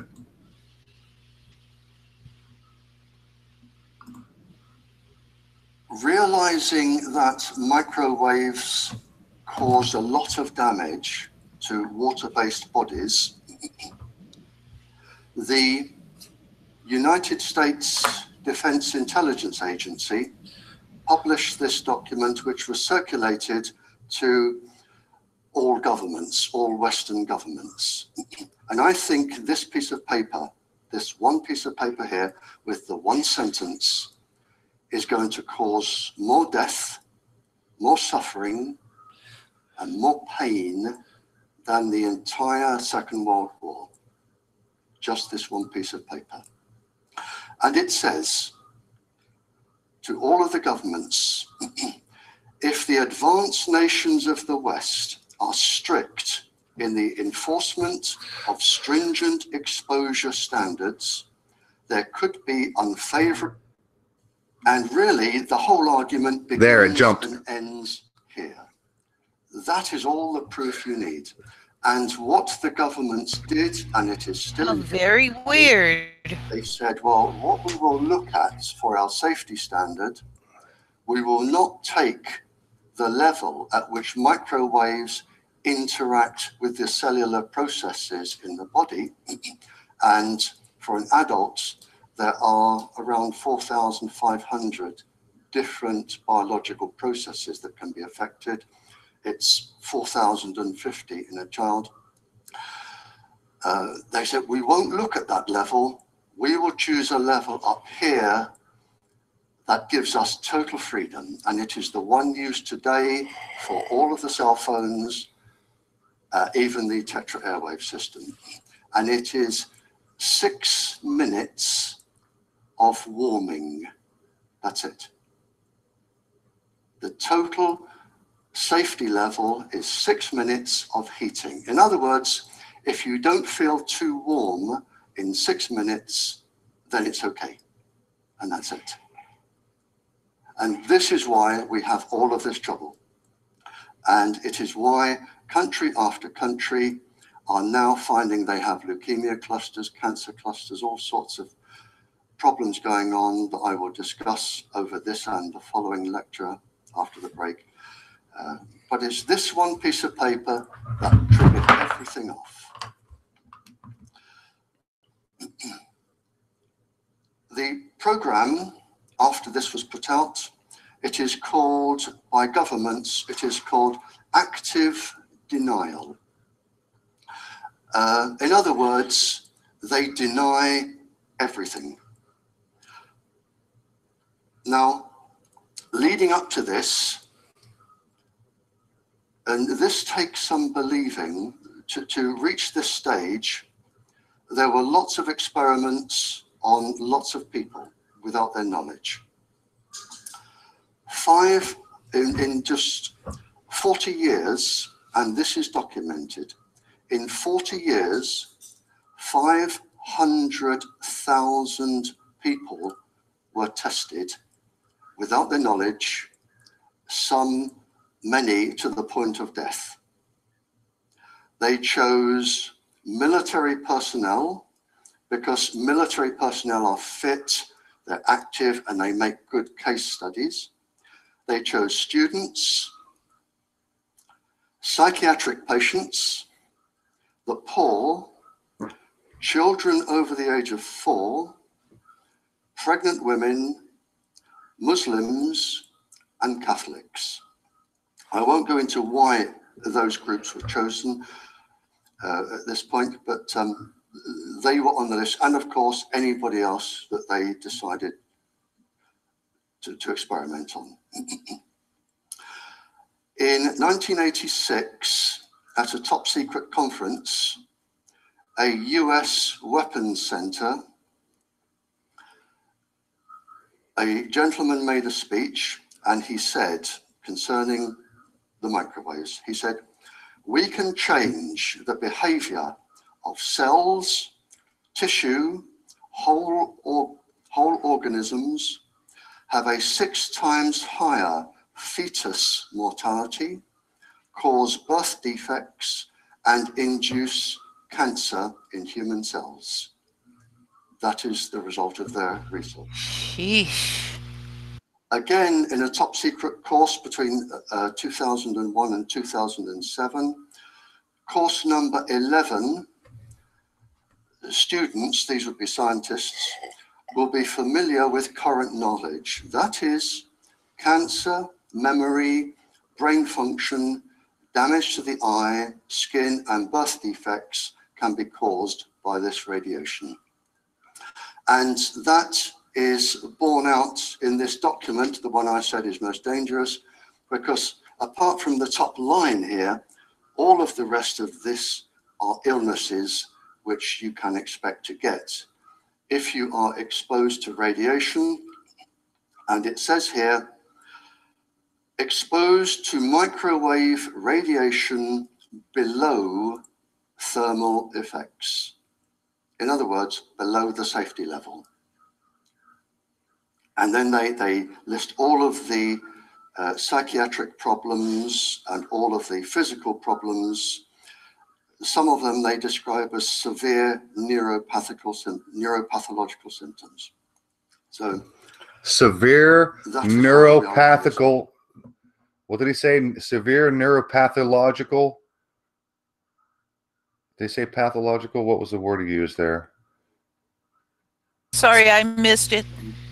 Psychiatric problems. Psychiatric problems. Problems. Some of them they describe as severe neuropathological symptoms. Neuropathological symptoms. Neuropathological symptoms, psychiatric symptoms. Oh my gag. They can change the behavior of a cell. They can change the behavior of tissue. They can change the behavior of an entire organism. Severe neuropathological symptoms and psychological symptoms. So that brings me back to Justin Woolley again, or any of the other crazy conspiracy, you know, off the rail fucking shooter people that have popped up lately in the news.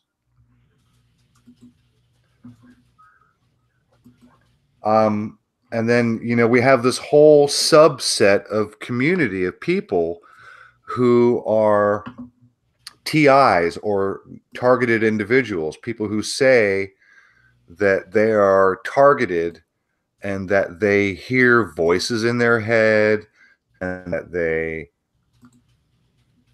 I'm sorry, I'm clicking around doing something else here. I hope that you guys are at least a little bit familiar with targeted individuals, because it's not just imaginary, you know, microwave invisible technology being used on these people, but a lot of times these people are affected by physical actions taken by nefarious groups, whether they be CIA or whatever. I'm subscribed to a guy who has organized a whole support group for TIs, and he puts out TI news videos every couple of days. And he himself has suffered targeting because he had a run-in. He had a run-in with a guy who was like a high-ranking Freemason and some kind of government employee, and they had a problem, and he had some kind of run-in, and the next thing you know, the guy's having all kind of problems with, you know, he had a successful business, and then for no apparent reason, his clients start dropping off. And then there was this issue with his living situation. He would leave town and come back and find his apartment or his house was ransacked. Wow. And like physical stuff, like he would go out to get in his car in the morning and his tires were slashed and his car was keyed. Just all kinds of just weird, just, you know, on first glance, you think, okay, someone just keyed your car. No big deal. Shit happens. And then a couple of weeks later, or a couple of days later, it happens again. Something else happens. Something else happens. Something else happens. Something else happens. And then it starts to fucking add up. It's like you're targeted. Someone is literally physically fucking with you. Well, speaking of that, I have to give some probability that I have been targeted to some extent. Even though I'm disabled, when I was sitting there faced with losing everything and going homeless, I was frantically trying to get a job, and I did that for almost a decade, and I finally gave up. I mean, when I applied to over 100,000 jobs, I had a fair few number of interviews, and a fair number of those said, "You've got the job." And then the next thing I know, they don't call me back. They don't communicate with me. I call them, leave messages on their machine, nothing, nothing, nothing. And when I did get a hold of the people, somebody to talk about it, I got all kinds of, first of all, they were usually nervous. Why would they be nervous? And they'd say, we decided not to fill the job. And then I'd see it posted, newly posted the next day on the same board I found it on. I remember you telling me something about that. And I had one job that, I was eminently qualified for. It was graphic design. And of course I was hoping I'd manage to keep pace, that I wasn't sure, but I was willing to give it a shot. And, they said I had the job. And when I got in touch with them, she went, we changed the job description and you don't qualify for it. Now, there really isn't anything in graphic design and video production and that sort of thing that I couldn't do. So I thought, what did they do? Add geologists to the list? I mean, it made no sense. And so I have to give some probability to the possibility that somebody has been targeting me on that level. Well, Amy, there's an interview that's about a 2.5-hour interview, or maybe 2 hours, with Barry Trower. And in that interview, he mentions, I swear to God, I think he said $17 trillion. Whoever is in charge of this worldwide technology has access to $17 trillion. And with money like that, not only can they buy whole countries, not only can they absolutely buy university professors, scientists, they can have any paper published that they want, but they can also hire thugs. Yep. To run around like millions, thousands and thousands of thugs to do all kinds of creepy, nefarious shit. And I wouldn't put it past him. At this point, I would not put it past him to do just that. Yeah. Like I said, it was really kind of freaky to, because before, I might have to apply for 50 jobs before I got one. Maybe. Usually it was a lot less than that. And then suddenly I'm for a whole decade, I'm applying, I was doing that even once I was homeless. I'd go to the libraries and I'd do nothing but apply for jobs. For a whole decade, I did this. And like I said, well over 100,000 applications. Nothing. So, Amy, I know that you saw Mark's most recent video on Liz Crokin. Okay, so for those who don't know, Liz Crokin, the blonde that we often see on SGT Report, the reporter, she used to be a tabloid reporter. Well, Mark uncovered, I guess he didn't really uncover because it's a couple of years old. It's not a secret. Liz has been embroiled in a fairly serious lawsuit with her ex-boyfriend, who is something like 22 or 25 years her senior. She's, what, 37, and he was 59. And supposedly he gave her herpes, and he didn't tell her, and she went undiagnosed, and then it developed into some sort of meningitis thing that became life-threatening, et cetera, et cetera. And she's involved, and he was wealthy, and he had an ex-wife and a mistress and other girlfriends who have come forward.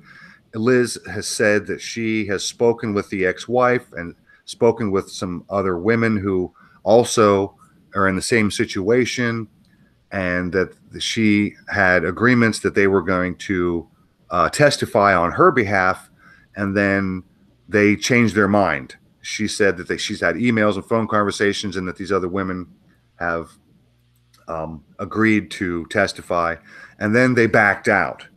Now, remember, the guy is wealthy. Now, my point here is that when you have $17 trillion at your disposal, it certainly is easy to make people do things, to make people say things or not say things. If one guy, and this happens all the fucking time, collusion and subversion happens all the fucking time.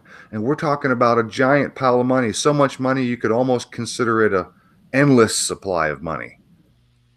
Yes. Well, you know, as I point out in one of my vids, money is the only tool at the very foundation. You need money to have more to have widespread influence. And if you have money, you can have phenomenal influence. You know, the more money, the more phenomenal influence. Yep. So, and it doesn't take much. In fact, it might have, I hope I'm not misspeaking here. I think it might have been John Rappaport in one of his older reports he did on Fade to Black, where he said, and again, forgive me if I'm misquoting the wrong person, but I heard that some U.S. politicians, and including senators, can be bought. Their votes on a particular matter can be bought for as low as $3,000. Wow. So my point is, it doesn't take much. A little bit of money goes a long way. No, well, the entire system's basically run by money. If you have the money, you can buy out any politician, you know, like I used to always wonder when I would hear people talk about my dad's friends when I was a kid, they'd always say, well, the banks run the show. Well, it's quite simple. If you're a wealthy banker, you can simply buy a politician. You know, it's easy as that. In the States, I know you guys got lobbyists, right? So there's entire sections of your government that's devoted to buying out politicians. Right. Yep. Well, lobbyists are private. They're not part of government. Well, they might as well be at this point. Well, actually, there's what we call the revolving door, and some of these lobbyists move in and out of government positions, and then they go back to the private sector. And once they establish various connections, they'll be hired by a giant corporation to be a lobbyist because they have the connections, the phone numbers. They have been rubbing elbows with these guys already, so they are already well known. And so they're basically just the middleman to provide the funds, the money, the gifts, the cars, the boats, the planes, the trips, the vacations, you name it. It's almost like the mafia when they show up at your business and they say, "Hey, nice little pizza shop you got here." Sorry, I didn't mean to say pizza shop. Nice business you got here. Well, that's what they call a Freudian slip there, Ruth. Yeah, it'd be a shame if something bad happened to it. Yep. You know, I said pizza because I used to watch The Sopranos, and they had a little pizza shop they would sit out front and they would look like they were running a regular business, which is typically a cash business. And while in the meantime, in the middle of the night, they were running drugs, hookers, and Roof, you're kind of cutting out a bit, or is that just me? Yeah, no, he's cutting out.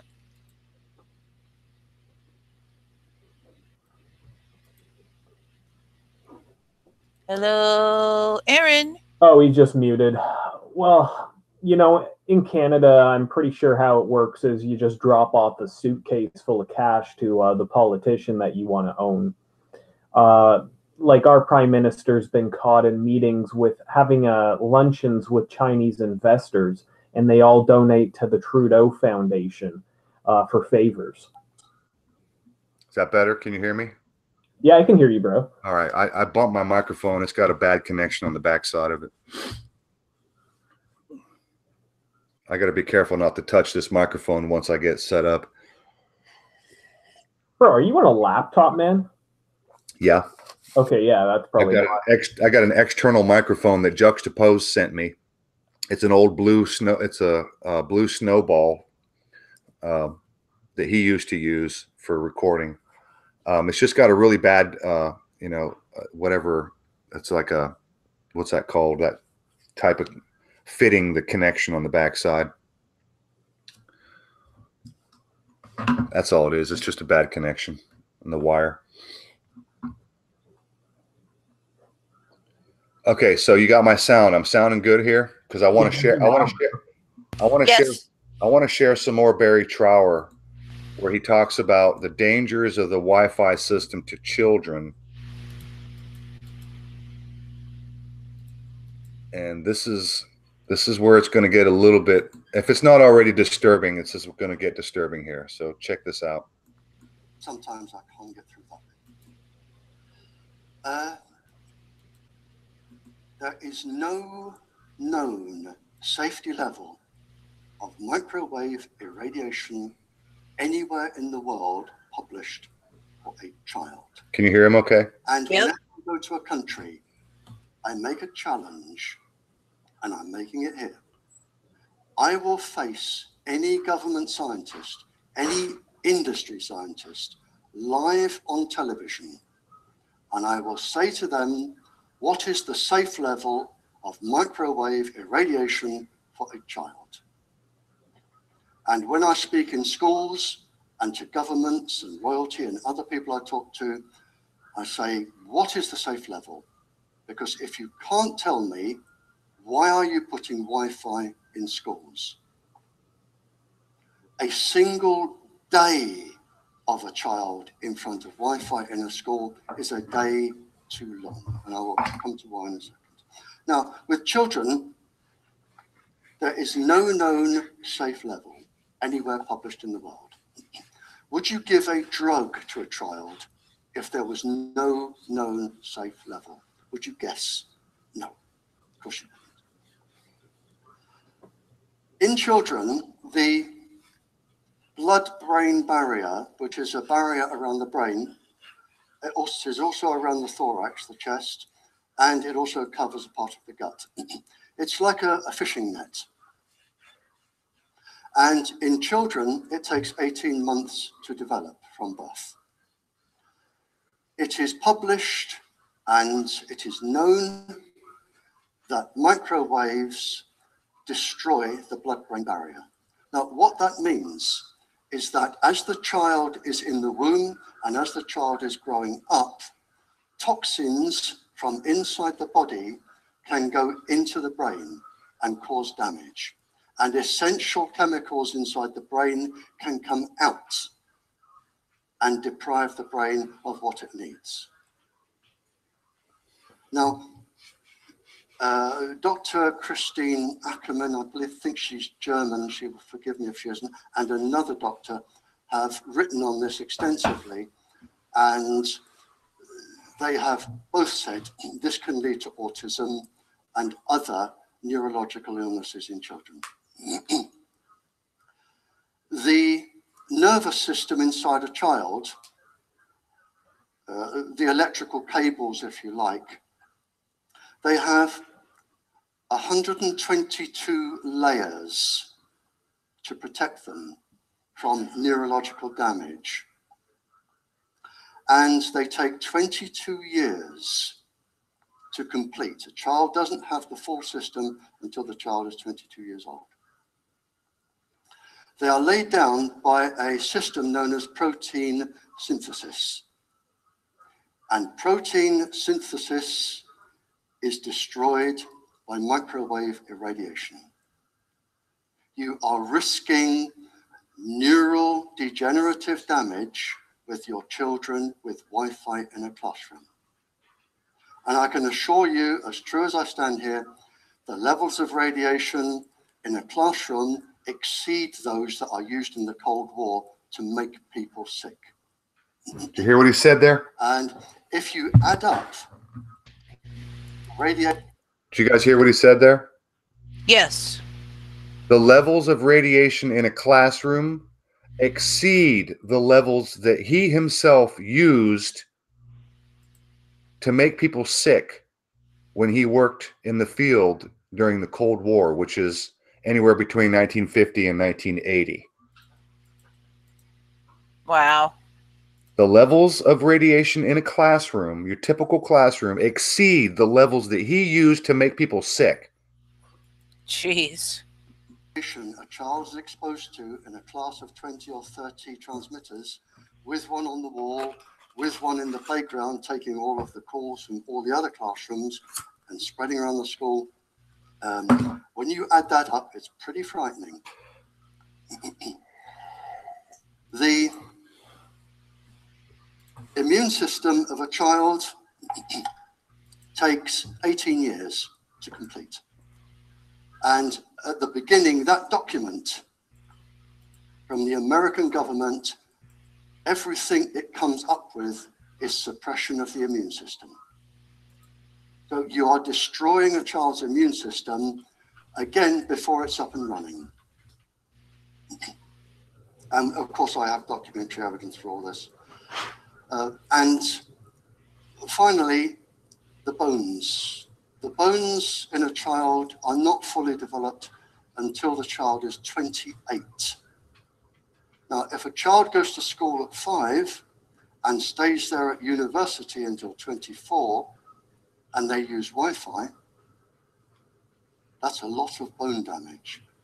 And there are papers to show that both the marrow in the bones, which is of course moist, which makes the immune system, and the bone density, they can be affected. But it takes 28 years. And if anybody's wondering what the last bone is to form, it's the clavicle. The clavicle here. And this is the paper here. I carry all of my evidence with me. Here it is, protein synthesis by the University of Dundee, Scottish University, very clever people. Protein synthesis. Now, the reason there is no safe level for a child is that, and this appeared in a scientific journal, August 2012, they have just suddenly realized what we have been saying all along.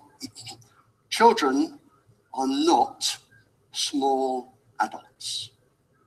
You don't look at an adult dose and scale it down for a child. That is wrong. They are immensely complex beings, immensely complex. And you cannot scale. This is to do for the drugs industry.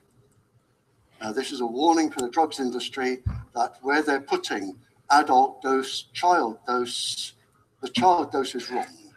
It is a guess. But for microwave, there is no child safe level anyway. And children absorb, as it happens, more radiation than adults because they're smaller. And the smaller you are, the more you are to the size of the aerial, and the more you will resonate with the microwaves.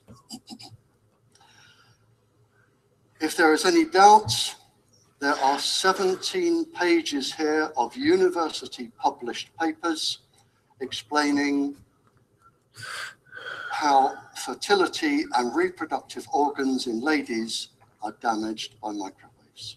17 pages of just university experiments. So there can be no doubt.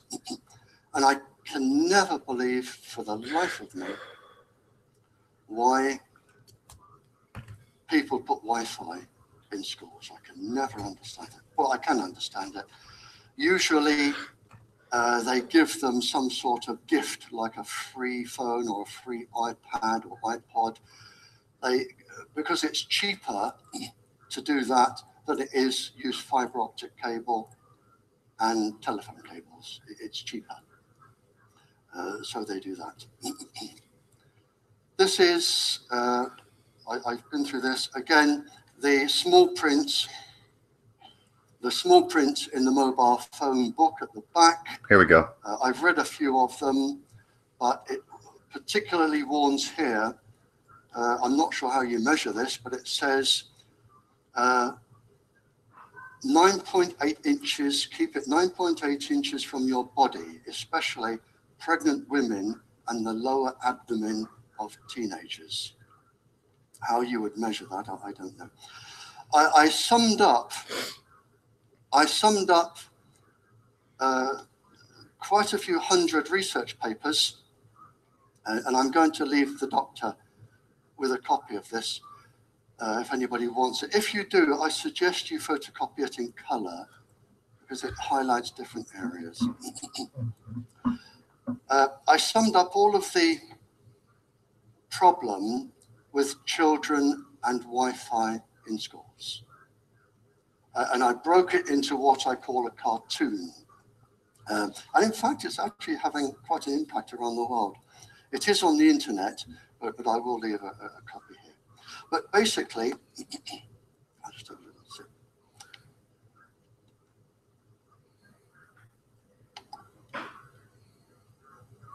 Basically, if you can follow my train of thought here, please, ladies, I'd like you to imagine you are 15 years old and you are in school, or you are a teacher in school, a lady teacher in school, a young lady teacher.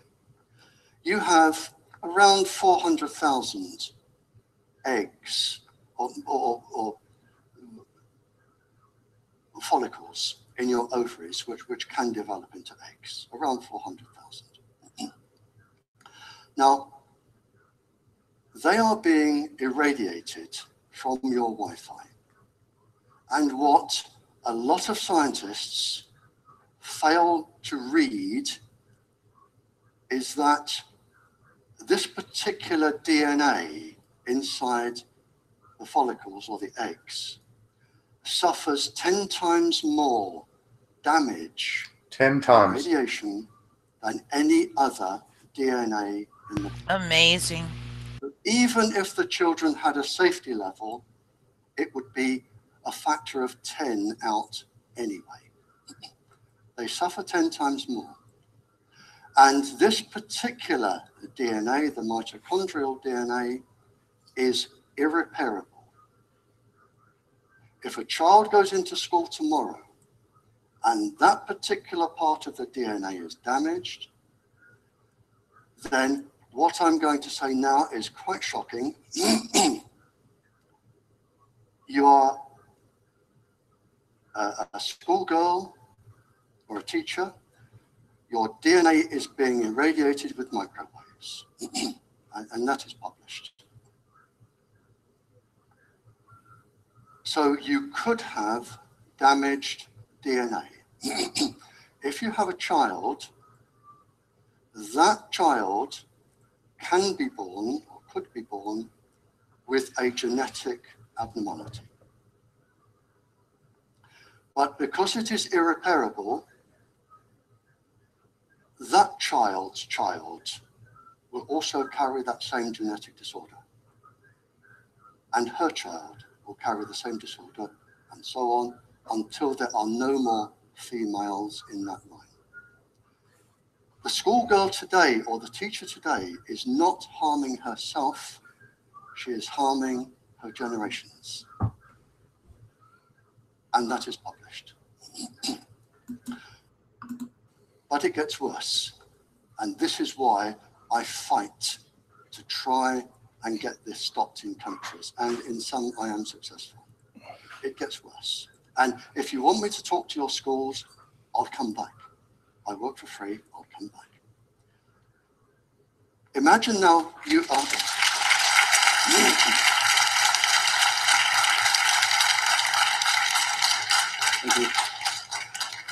Imagine you are the schoolgirl who is now 18, and I've taught 18-year-olds advanced physics. Or you are the teacher, and imagine you are pregnant. And if you only get to ask one question of a scientist, this is the one to ask.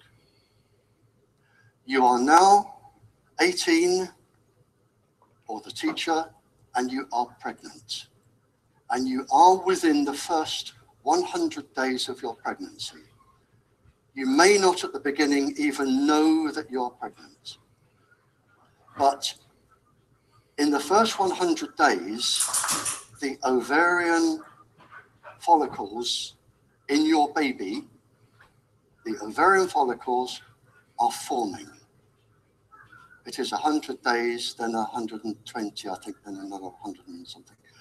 But the first 100 days, they are forming. The 400,000 follicles are forming. They have absolutely no protection against microwaves. None, not a single bit. The areas in the cells for the scientists, the protein 53, the nuclear core complex that fights against radiation, they are non-existent.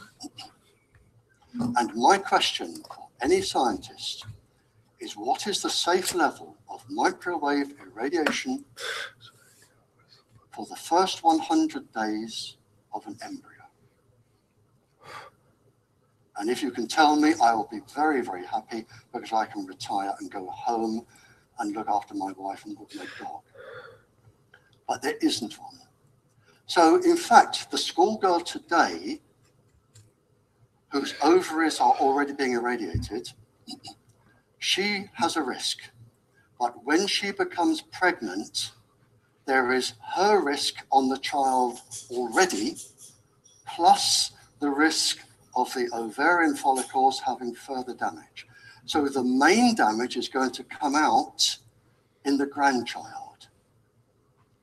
And that is already established, because there are mammalian species that do not take 18, 20 years to have children. And that is already known. So my message today is, please rethink your Wi-Fi, because we can avoid all of this. We can avoid the whole lot. There is a simple solution to this and most other problems. All you want is a piece of wire about that long. That's it, a piece of wire about that long. Either fiber optic cable or telephone cable, doesn't matter. Both work, piece of wire that long, and you save the risk to the generations. Now, if you're going to ask me how many children, I can't give you a maximum because there are lots of other factors. I can give you a minimum, but it is quite frightening.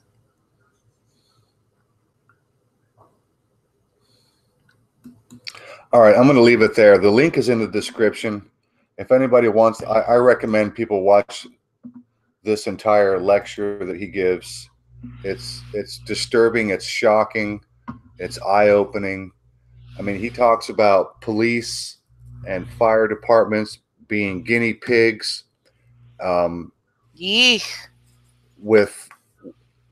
talks about you know, sometimes, Amy, again, I know Amy doesn't watch TV, but like there are, you know, comedians and singers and actresses that go on a stage and they'll say to their audience, their live audience in the studio or in the auditorium, they'll say, text me your answer. They'll ask a question, or they'll say, text me, you know, your opinion, or text your vote, right? Because they'll have voting for, you know, various certain TV shows, you know, like the Gong Show and shit like that. And everybody pulls out their cell phone, and you got thousands of people in close proximity, and they're all fucking texting at the same time. Scary.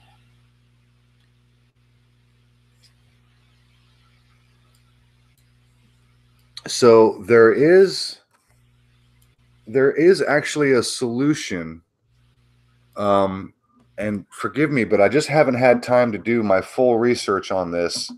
And it's called, it's the certificate.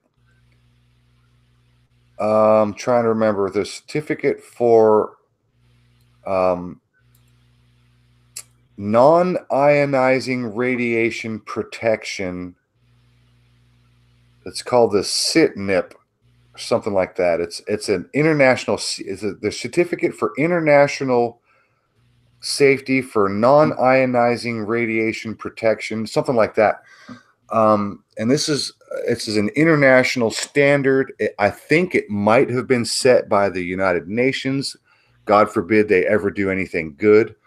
But really, but the industry, the telecommunication industry, they'll send out representatives who will say, look, this is just radio waves. We've had radio for centuries. It's fine. We're within limits. We're within the certificate limits. We're within the standard limits.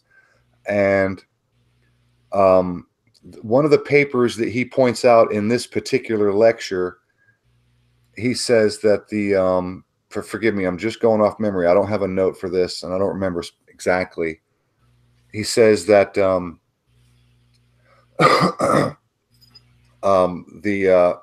non-ionizing radiation protection certificate states that young children, elderly people, various people with sicknesses, illnesses, or low tolerances are particularly subjected or are particularly affected by this millimeter wave and microwave radiation, and that when they set up one of the transmitters, basically a cell phone tower, that it is their responsibility to literally go door to door, within the radius, a minimum radius of the transmitter, and survey everybody living within the radius to know for sure and document who may be at risk. So he discusses in this talk some success that they have had having some of the towers and transmitters taken down. And they've had some small success in a couple of areas. And it's based on this one piece of information in this international safety standard for non-ionizing radiation protection. And what you do is you approach the telecom company and you find out if they have done this survey to find out who may be susceptible. And of course they have not done it. And if they have not done it, then you have a legal case. So that's the best I can do on that, because I'm sorry I've had limited time to do my research this week. We'll forgive you. Pardon me. We'll forgive you this time. Just don't let it happen again. Okay. You have my permission to fire me. Okay.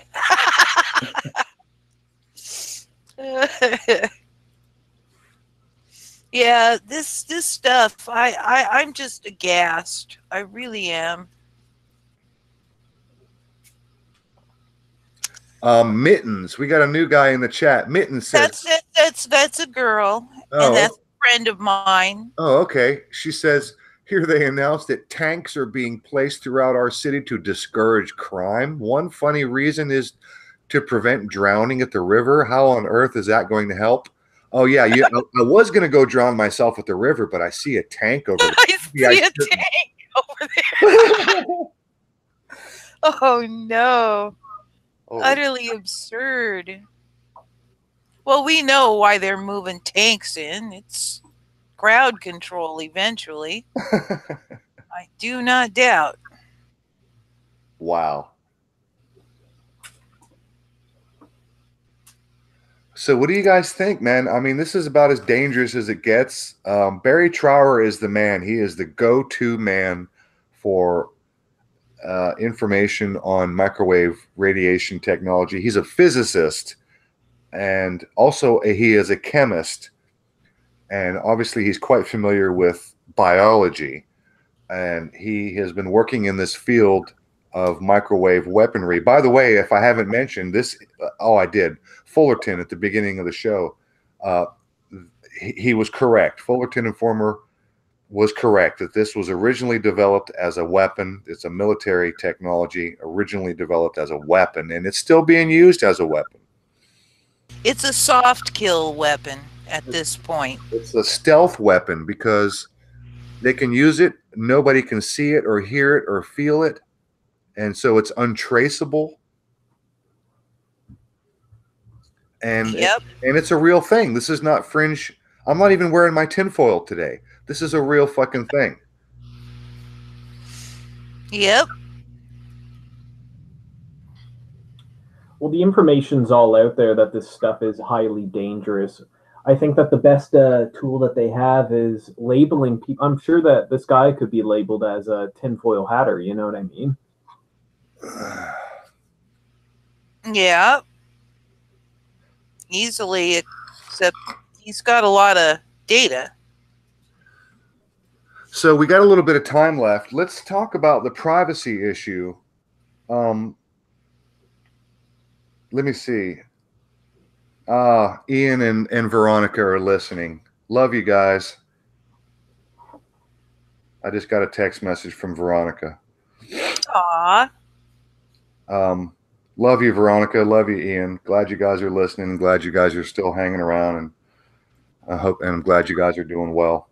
Yeah. Let me see. I was talking to Mom the other day, and we were talking about the privacy thing, and we were talking about Siri and Alexa and all that shit.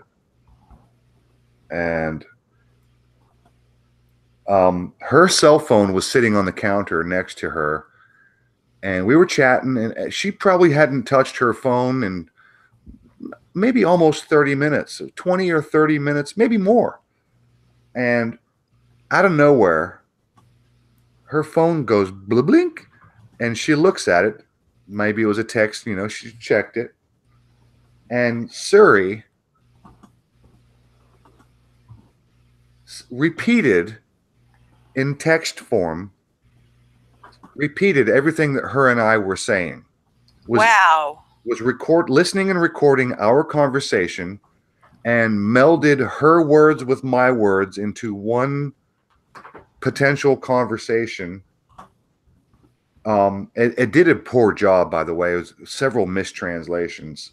But I took a photograph of her phone, so I've got a picture on my phone. I'm going to read it to you. I said I don't like, and then you just follow it up by saying I don't like them. I know enough about them tonight, and shrunk.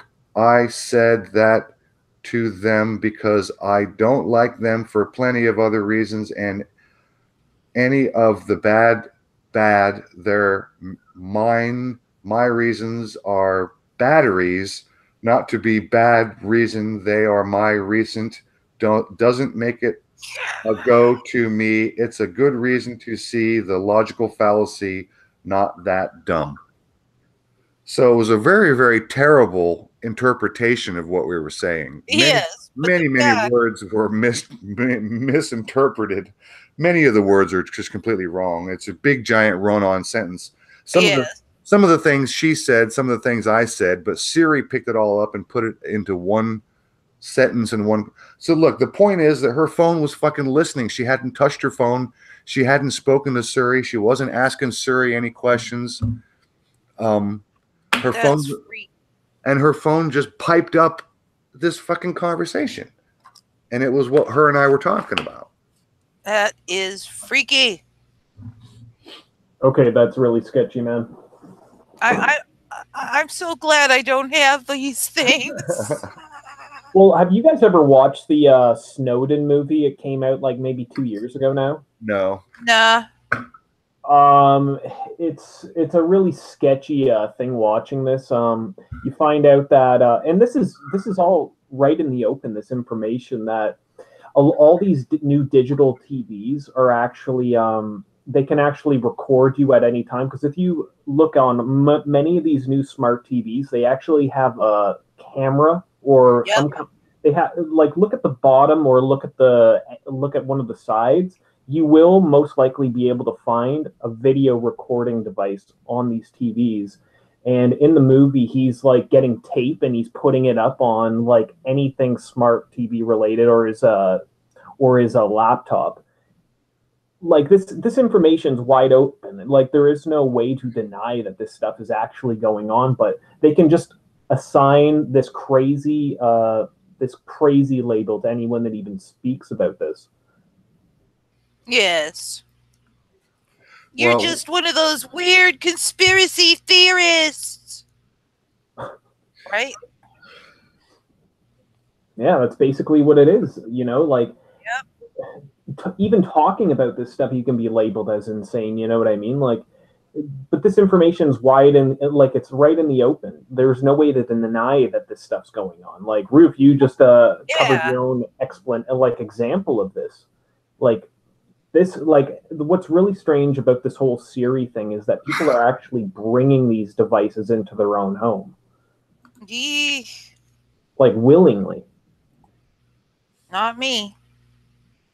You know, I've spoken before about, I've given anecdotal, I guess, evidence. I've mentioned before that I've talked many times openly about LASIK surgery, because I had LASIK surgery done about 10 years ago, and I'm getting older and your eyes change, and they told me when I had it done that I would have to have it done again. And it's time, because my eyes are getting bad again. And I've never once gone online and searched. I've never been on a LASIK website. I've never searched LASIK on the computer or on my phone. And yet my email is full of ads for LASIK. And every time I bring it up to somebody, to you guys or my mom or my friends, and I mention it, it's like all I got to do is talk about LASIK surgery, and my email fills up with ads for LASIK surgery. Weird. No, I get virtually no ads in either of my email accounts. Maybe it's because I don't have a phone. You know, my new cell phone wants me to rate my visit every time I fucking go somewhere.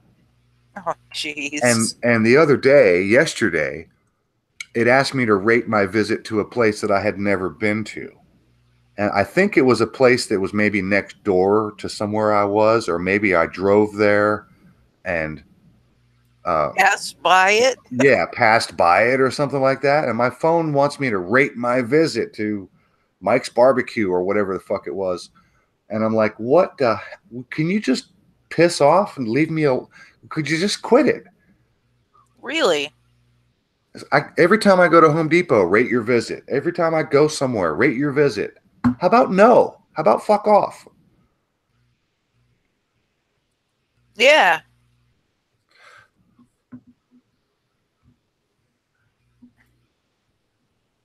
Amy, are you speaking? You're breaking up.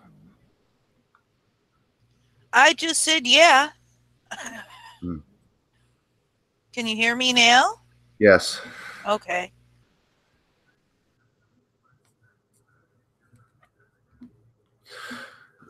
So let me see. Border of Chaos said something a minute ago, directed at me.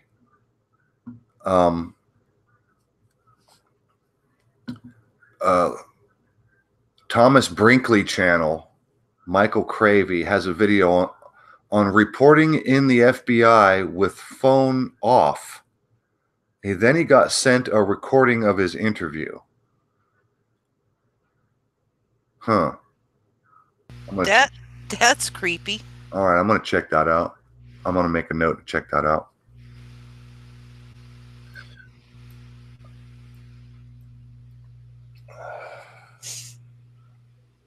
My new phone is constantly doing some weird shit that I wish it wouldn't do. Especially the rate my visit is, which is annoying enough. Yeah.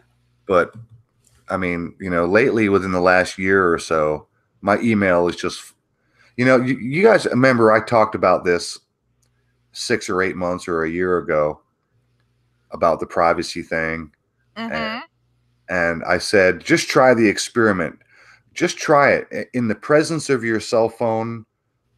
Talk about something that you don't normally talk about, like maybe new carpet. Hey, honey, you think we need to replace the floors? What kind of carpet do you want? You want to go with hardwood? You know, maybe we should get some new flooring, and just throw out those keywords. Throw them out. Throw out a bunch of keywords: flooring, carpet, hardwood, tile, flooring, carpet, flooring, tile. Just try it. Just have a conversation out loud and watch what happens to your email. And that'll fucking prove to you right there, right before your eyes, that you are being listened to. Like it or not. Oh, yeah.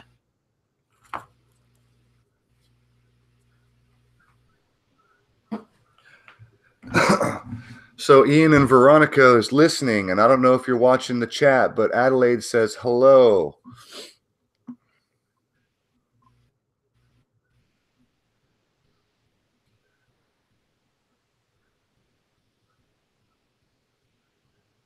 What did you say? Hey, Jux. What's up, brother? How you doing? How's Oregon working out for you?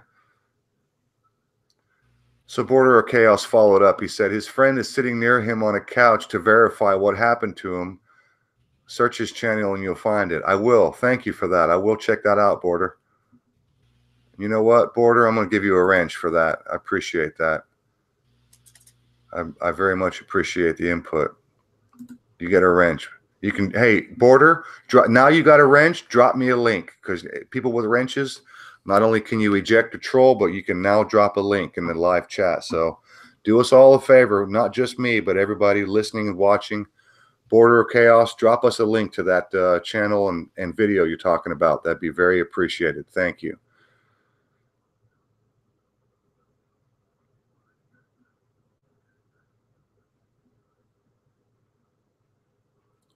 Jux was stuck in traffic.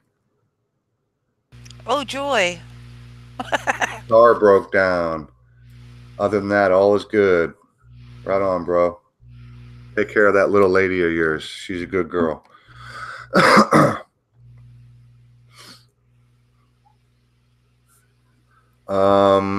Border, you should have a wrench. I thought I gave you a wrench already. You should already have it. Add moderator. Okay, you got a wrench now. This time for real. Yeah, I mean it this time. That's right. Well, luckily you don't have any trolls for the most part, man. Whenever I try not anymore. No, dude, I fill my chat room with wrenches. Anybody that is cool and not causing trouble, and anybody I'm familiar with gets a wrench. I got so many wrenches. The troll, you don't stand 10 seconds in my chat room. I got too many wrenches. That's right. That's right. I learned that from Jerry Cthulhu. Fill it up. Yep. Absolutely. Man, I've had to deal with so many trolls on here, dude. Especially when I do hangouts, it's just crazy. People will come out, like I never see people on your channel, though, that come from the live hangouts feed, where you go to that YouTube channel and people from hangouts can come to your channel. Whenever I do a hangout, people always come to my channel from the live hangouts YouTube channel. Wow, I wonder if we're just being suppressed. Yeah, we never see anybody that it's just random people from Mittens has had that experience. She said it happened. She said her PC was listening. Her kid was, what is it? My youngest son was talking about wanting a BB gun. Next thing I know, gun ads come all over the devices. Wow. Crazy. That's no shit, guys. I mean, look, this conversation we're having right now is being transmitted or transcribed into a voice to text. Everything that no doubt. So everything we're all saying is being transcribed into voice to text, and then it's being scrutinized. I don't consent. Neither do I. You can be bullies and do it because you're bullies, but that puts you very much beneath me. And distorting just reminded me about, he mentioned chemtrails. AI defines chemtrails. The barium and the aluminum that is known to be in the chemtrails causes the atmosphere to be radioactive. And so then it's more susceptible to the microwave radiation and the ionization. And so that's why they're putting that shit up there. And then, of course, the aluminum rains down, and aluminum is a neurotoxin, and it toxifies the soil and gets in your garden, and it just, holy fuck. Yeah, it's ghastly. That's kind of why I titled tonight's show, "The Future's So Dark, I Gotta Lose the Shades." We gotta, I mean, you know, I've mentioned this. I mentioned this before, that I bounce between optimism and pessimism, and today is a pessimistic day.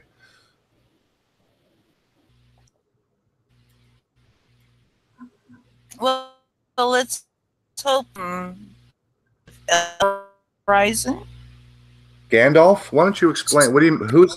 Who's I Spy? I Spy thinks you're Monty. Yeah, so there's this guy, I Spy. Like I've seen him around for years, and this guy's convinced that I'm Montagraph for some reason. He'll come to me in random videos, and he'll just say, "You don't seem to be aware, Gandalf, of this, blah blah blah," and I'll just be like, "Okay, man." And most of the time, I just don't respond to him. But nowadays, I've just been responding to him with "Tell me your story, I Spy." Because I Spy is like, I don't know, he's like some kind of troll or something. Like, he used to troll Wise 1984. And so this guy thinks I'm Montagraph, apparently. Dude, you're not Montagraph. No. Not even. Not even close. So I just want to remind any of the newcomers, the whole reason that we were talking about, the whole reason I wanted to talk about the 5G and the microwave technology is because of what's happening in California, brought to my attention via Grindall 61. The TSA is now involved in the public transit scanning. They've got scanning going on in the LA County. Is like the beta testing of public transit TSA scanning for anybody who gets on a bus or anybody who gets on a public transit train. So not only are they, you know, the Agenda 21, Agenda 2030, where they're trying to get people out of their cars, and that's no secret, by the way. This is really what they want. Yep. They don't want us to have any autonomy. And then on top of that, they want to irradiate. Thank you, Border of Chaos. He just dropped the link. So anybody who wants the link, play it. You want me to play it on the show here? Is it short? Because I've only got about 15 minutes left before we're going to close this out. Broadsword showed up. What's up, brother? Broadsword, you don't have a wrench yet? Holy shit. I'm sorry, man. You got one now. You've been around long enough. Yeah, I'm seeing a lot of people. Oh, you do have a sword. Oh, you do have a wrench. Sorry. What the fuck was I thinking? All right. God, I looked up and it didn't show. Huh. Maybe it was my eyes. All right, I'm going to open this. Oops, shit. I should have opened it in a new tab. I just lost my page. Okay, I'm here with my buddy. 6 minutes. All right, I'll tell you what. I'm going to screen share. This is only 6 minutes long. I'm going to play this Border of Chaos, the video that Border wanted me to show. 6 minutes long. Let's see what this is. Here we go. Night, and in light of the new revelations with the Okay, I'm here with my buddy Knight, and in light of the new revelations with the NSA whistleblower, I wanted to bring him in to say, to give the story of what happened when he was working for mobile repair, cell phone repair, a place called Retech.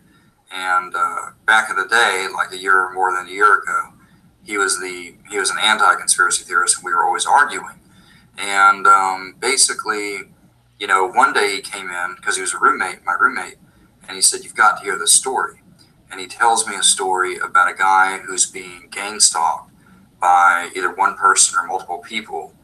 And this person wasn't targeted by the government or anything like that, but was just constantly being texted at weird hours and with like threats and harassment and all kinds of crazy stuff like that. So the thing is that the craziest part is that even when that phone was off, they were able to hear what he was saying and harass him after he turned it back on. So, do you want to just tell that story real quick? He goes into. Well, he goes among the other stories. He goes into the police station to file a report, which he filed a few because he said it had been happening to him for like 2 years. Okay. So he went in to file a report one day, and he turned his phone off before he went in because he didn't want the guy recording him because he said the guy could record him while the phone was on, and he would call the guy and text him being like, "Hey, you were talking this and this and this," because he could record his phone calls. Yeah. And I said that's pretty crazy. Yeah, he would send as soon as he answered the phone, or if he checked the voicemail, it would be a recording of him with his phone in his pocket.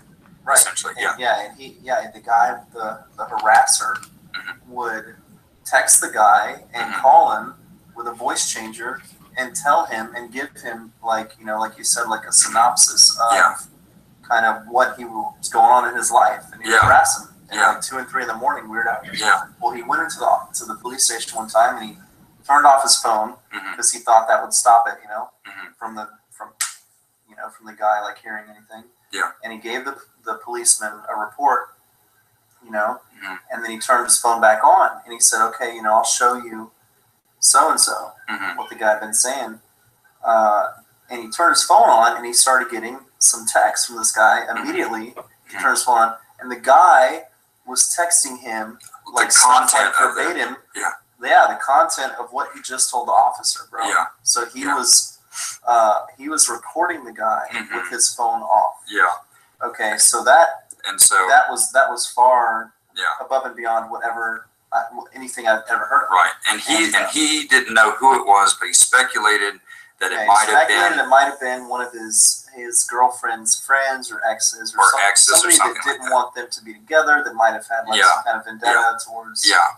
I don't know, but I asked him. I said, who it was, and he said that he was not sure, but he was pretty sure he knew who it was. And basically, and don't forget when I asked the guy. I said, "Listen, man, between me and you, I gotta know this. I have to know this first." I said, "Do you have any sort of, old affiliation or any kind of loose with higher ups in government?" And he said no. Or anything in any of the higher powers. Yeah. And he said no.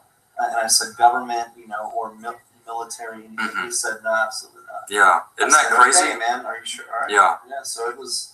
And so blew my mind. Yeah.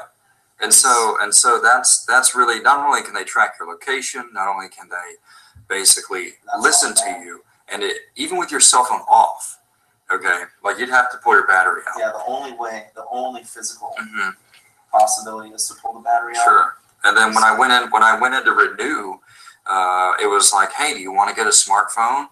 It's only 99 cents." So and you can't look at the phone. Basically, it's not easy to pull the battery out of the smartphone. So essentially, some of the new phones, they're trying to basically have everybody monitoring devices. Are you allowed to say the name of the smartphone that you got? An iPhone? I'm not sure which one it is. It's the 3GS. The 3GS, yeah. 99 cents, yeah. And I do repair on those, and it's it's hard to take the. Yeah, it's hard to take the battery out because they don't want to. They're all monitoring devices. You gotta unscrew it and all this stuff and take the back off. And from the front off. That's right. So this Snowden guy who's coming out talking about Project Prism, he's sort of revealing, he's not revealing just how bad it is. I mean, they are literally listening to you all the time and in the weirdest ways. And not even the best people, but black market people, okay? I was talking to a girl probably a couple months ago, and she said that her father always knew, like she thought her father was a good hacker, basically. But basically, the father always knew what was in her Facebook messages, what was who she was in contact with, and with her text messages and stuff like that. And that was after she changed her password and stuff, right? Like Exactly. Yes. Even if she changed her password, her father would know that she changed her password. And I personally know from dealing with these, what I think are COINTELPRO agents operating on Facebook, they have full access to everything you're doing. Absolutely. And so if they want to target you, they can target you. All right. Fucking A. Bloody amazing. Thanks for that, Border. Good stuff. Absolutely. Definitely food for thought. I just gave that dude a subscription. I didn't even know who that guy was. Awesome.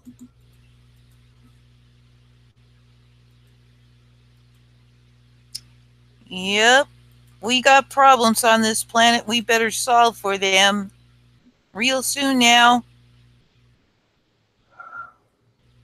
Stop consenting to them running the show.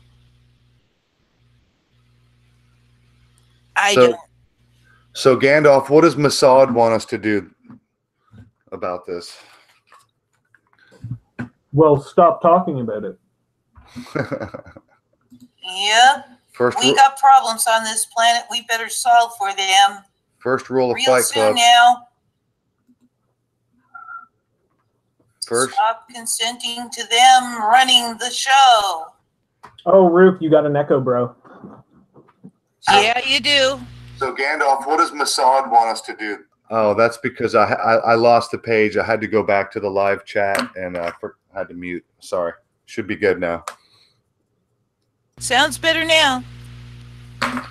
Thanks for that, Border. He said Border Chaos said that was from 6 years ago. Wow. Oh my God.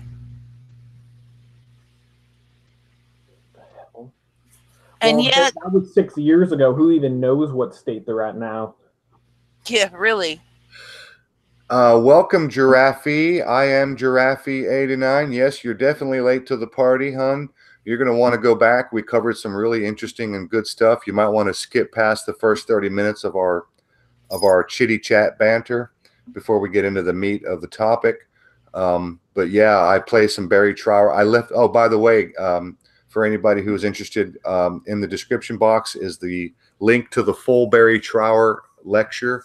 I really urge you guys, if you're not familiar with the details, if you're interested in the gory details of exactly how the Wi-Fi, the millimeter wave, microwave communication technology is being used, go check out Barry Trower. He's the guy. He is literally the go-to guy for the goods on what that shit is all about. One other thing, I was chatting with a friend of mine, a good friend, in real life, good friend. He was asking me, have you heard the AI program? The Alexa and Siri, the Google Alexa, and the other one is Siri, right? Oh, holy fuck! I almost forgot to mention. This is where did I hear this? In the University of Louisiana, I think, or was it St. Louis or someplace like that. The university campus is going to be installing the Alexa-enabled systems in every fucking dorm room. Every single dorm room. Yeah, I heard about that.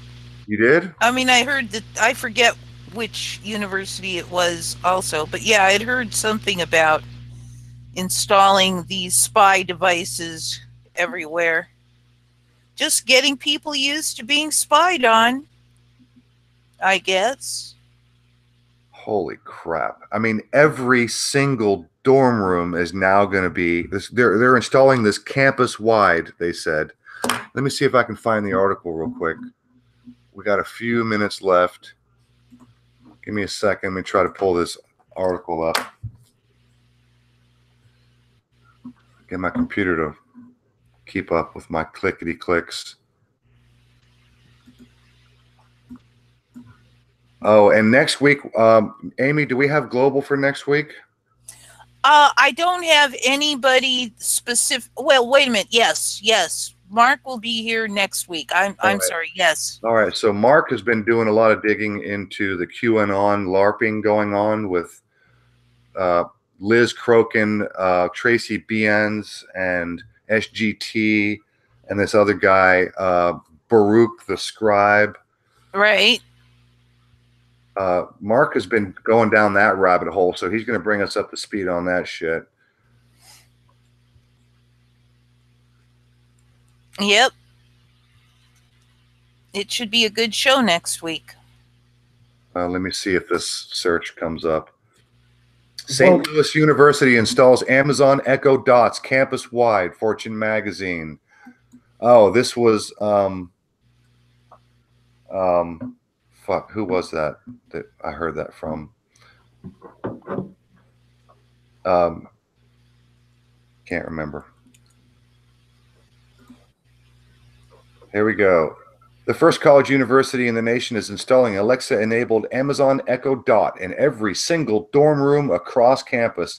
St. Louis University, a private four-year university in Missouri, unveiled a plan to install 2,300 intelligent assistant-enabled Echo Dot in resident halls and student apartments before classes begin later this month. The Alexa-enabled Echo Dot will be programmed to answer over 100 specific questions about the campus and student activities, such as the hours of the library or a list of upcoming public lectures.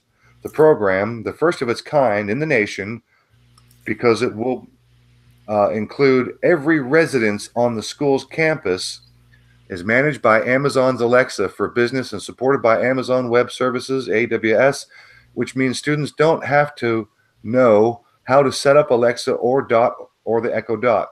Instead, the devices will be operated by a central system not tied to any student's individual account and won't retain personal information. Bullshit. Yeah. Bullshit. Bullshit.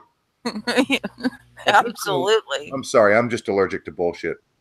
Yes. Additionally, the university says the Echo Dots are operated at no cost to students, of course. Of course. Of course. It's free and it's convenient. Let us just spy on you. Let us just put one of these right behind the toilet while we're at it. Yeah, really. Last spring, the school conducted a pilot program putting the devices in resident hall rooms. School administrators say students responded to the test run with positive feedback. Of course they did. Of course. Arizona State University also tried something similar last year, installing 1,600 Echo Dots in engineering students' live workspaces during the 2017-2018 school year.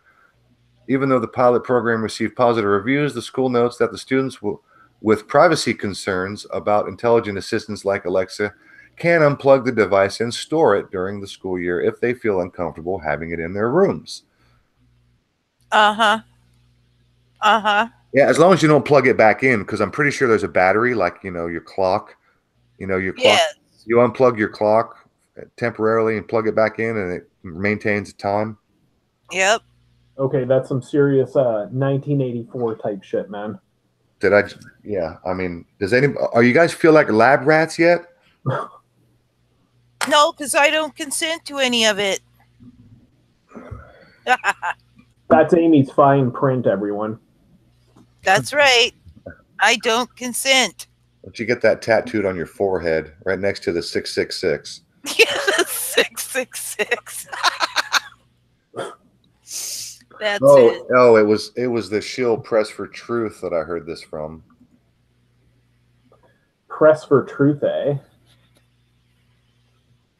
Well, did you guys hear about? Did you guys ever watch that SGT report video where He's being interviewed by No More News, and they say that apparently anyone who claims that oh, you got an echo, I think. But no, you're up in connection. Oh shoot! Well, you my sound. hang up. Oh, I'm echoing. My page just went blank. No way. Computer is. Yeah, we're at the show anyway. You know, I don't even know if I can put that out because my completely blank. I can't hear a word you're saying, Aaron. Not a word.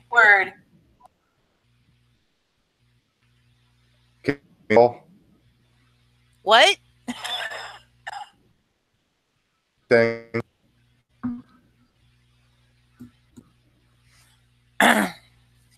Well,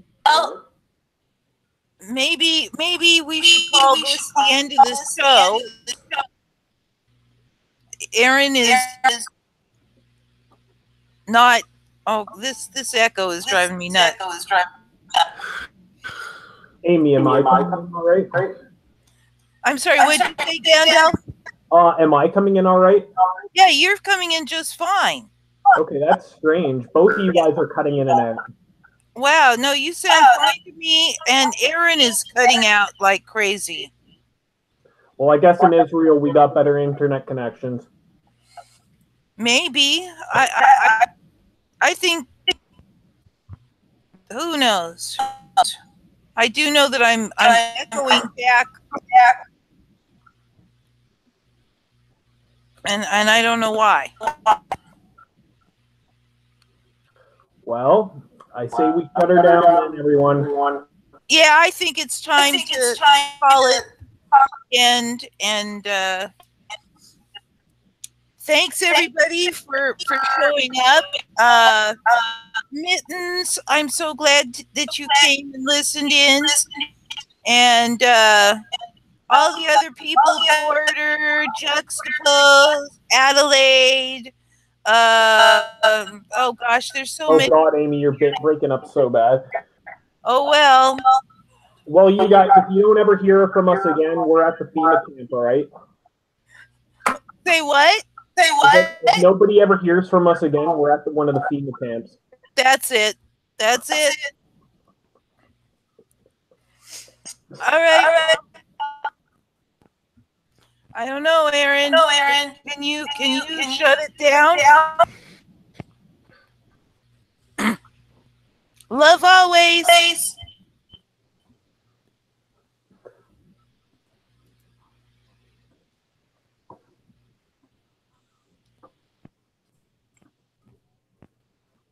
I don't know that we can get him to shut it down.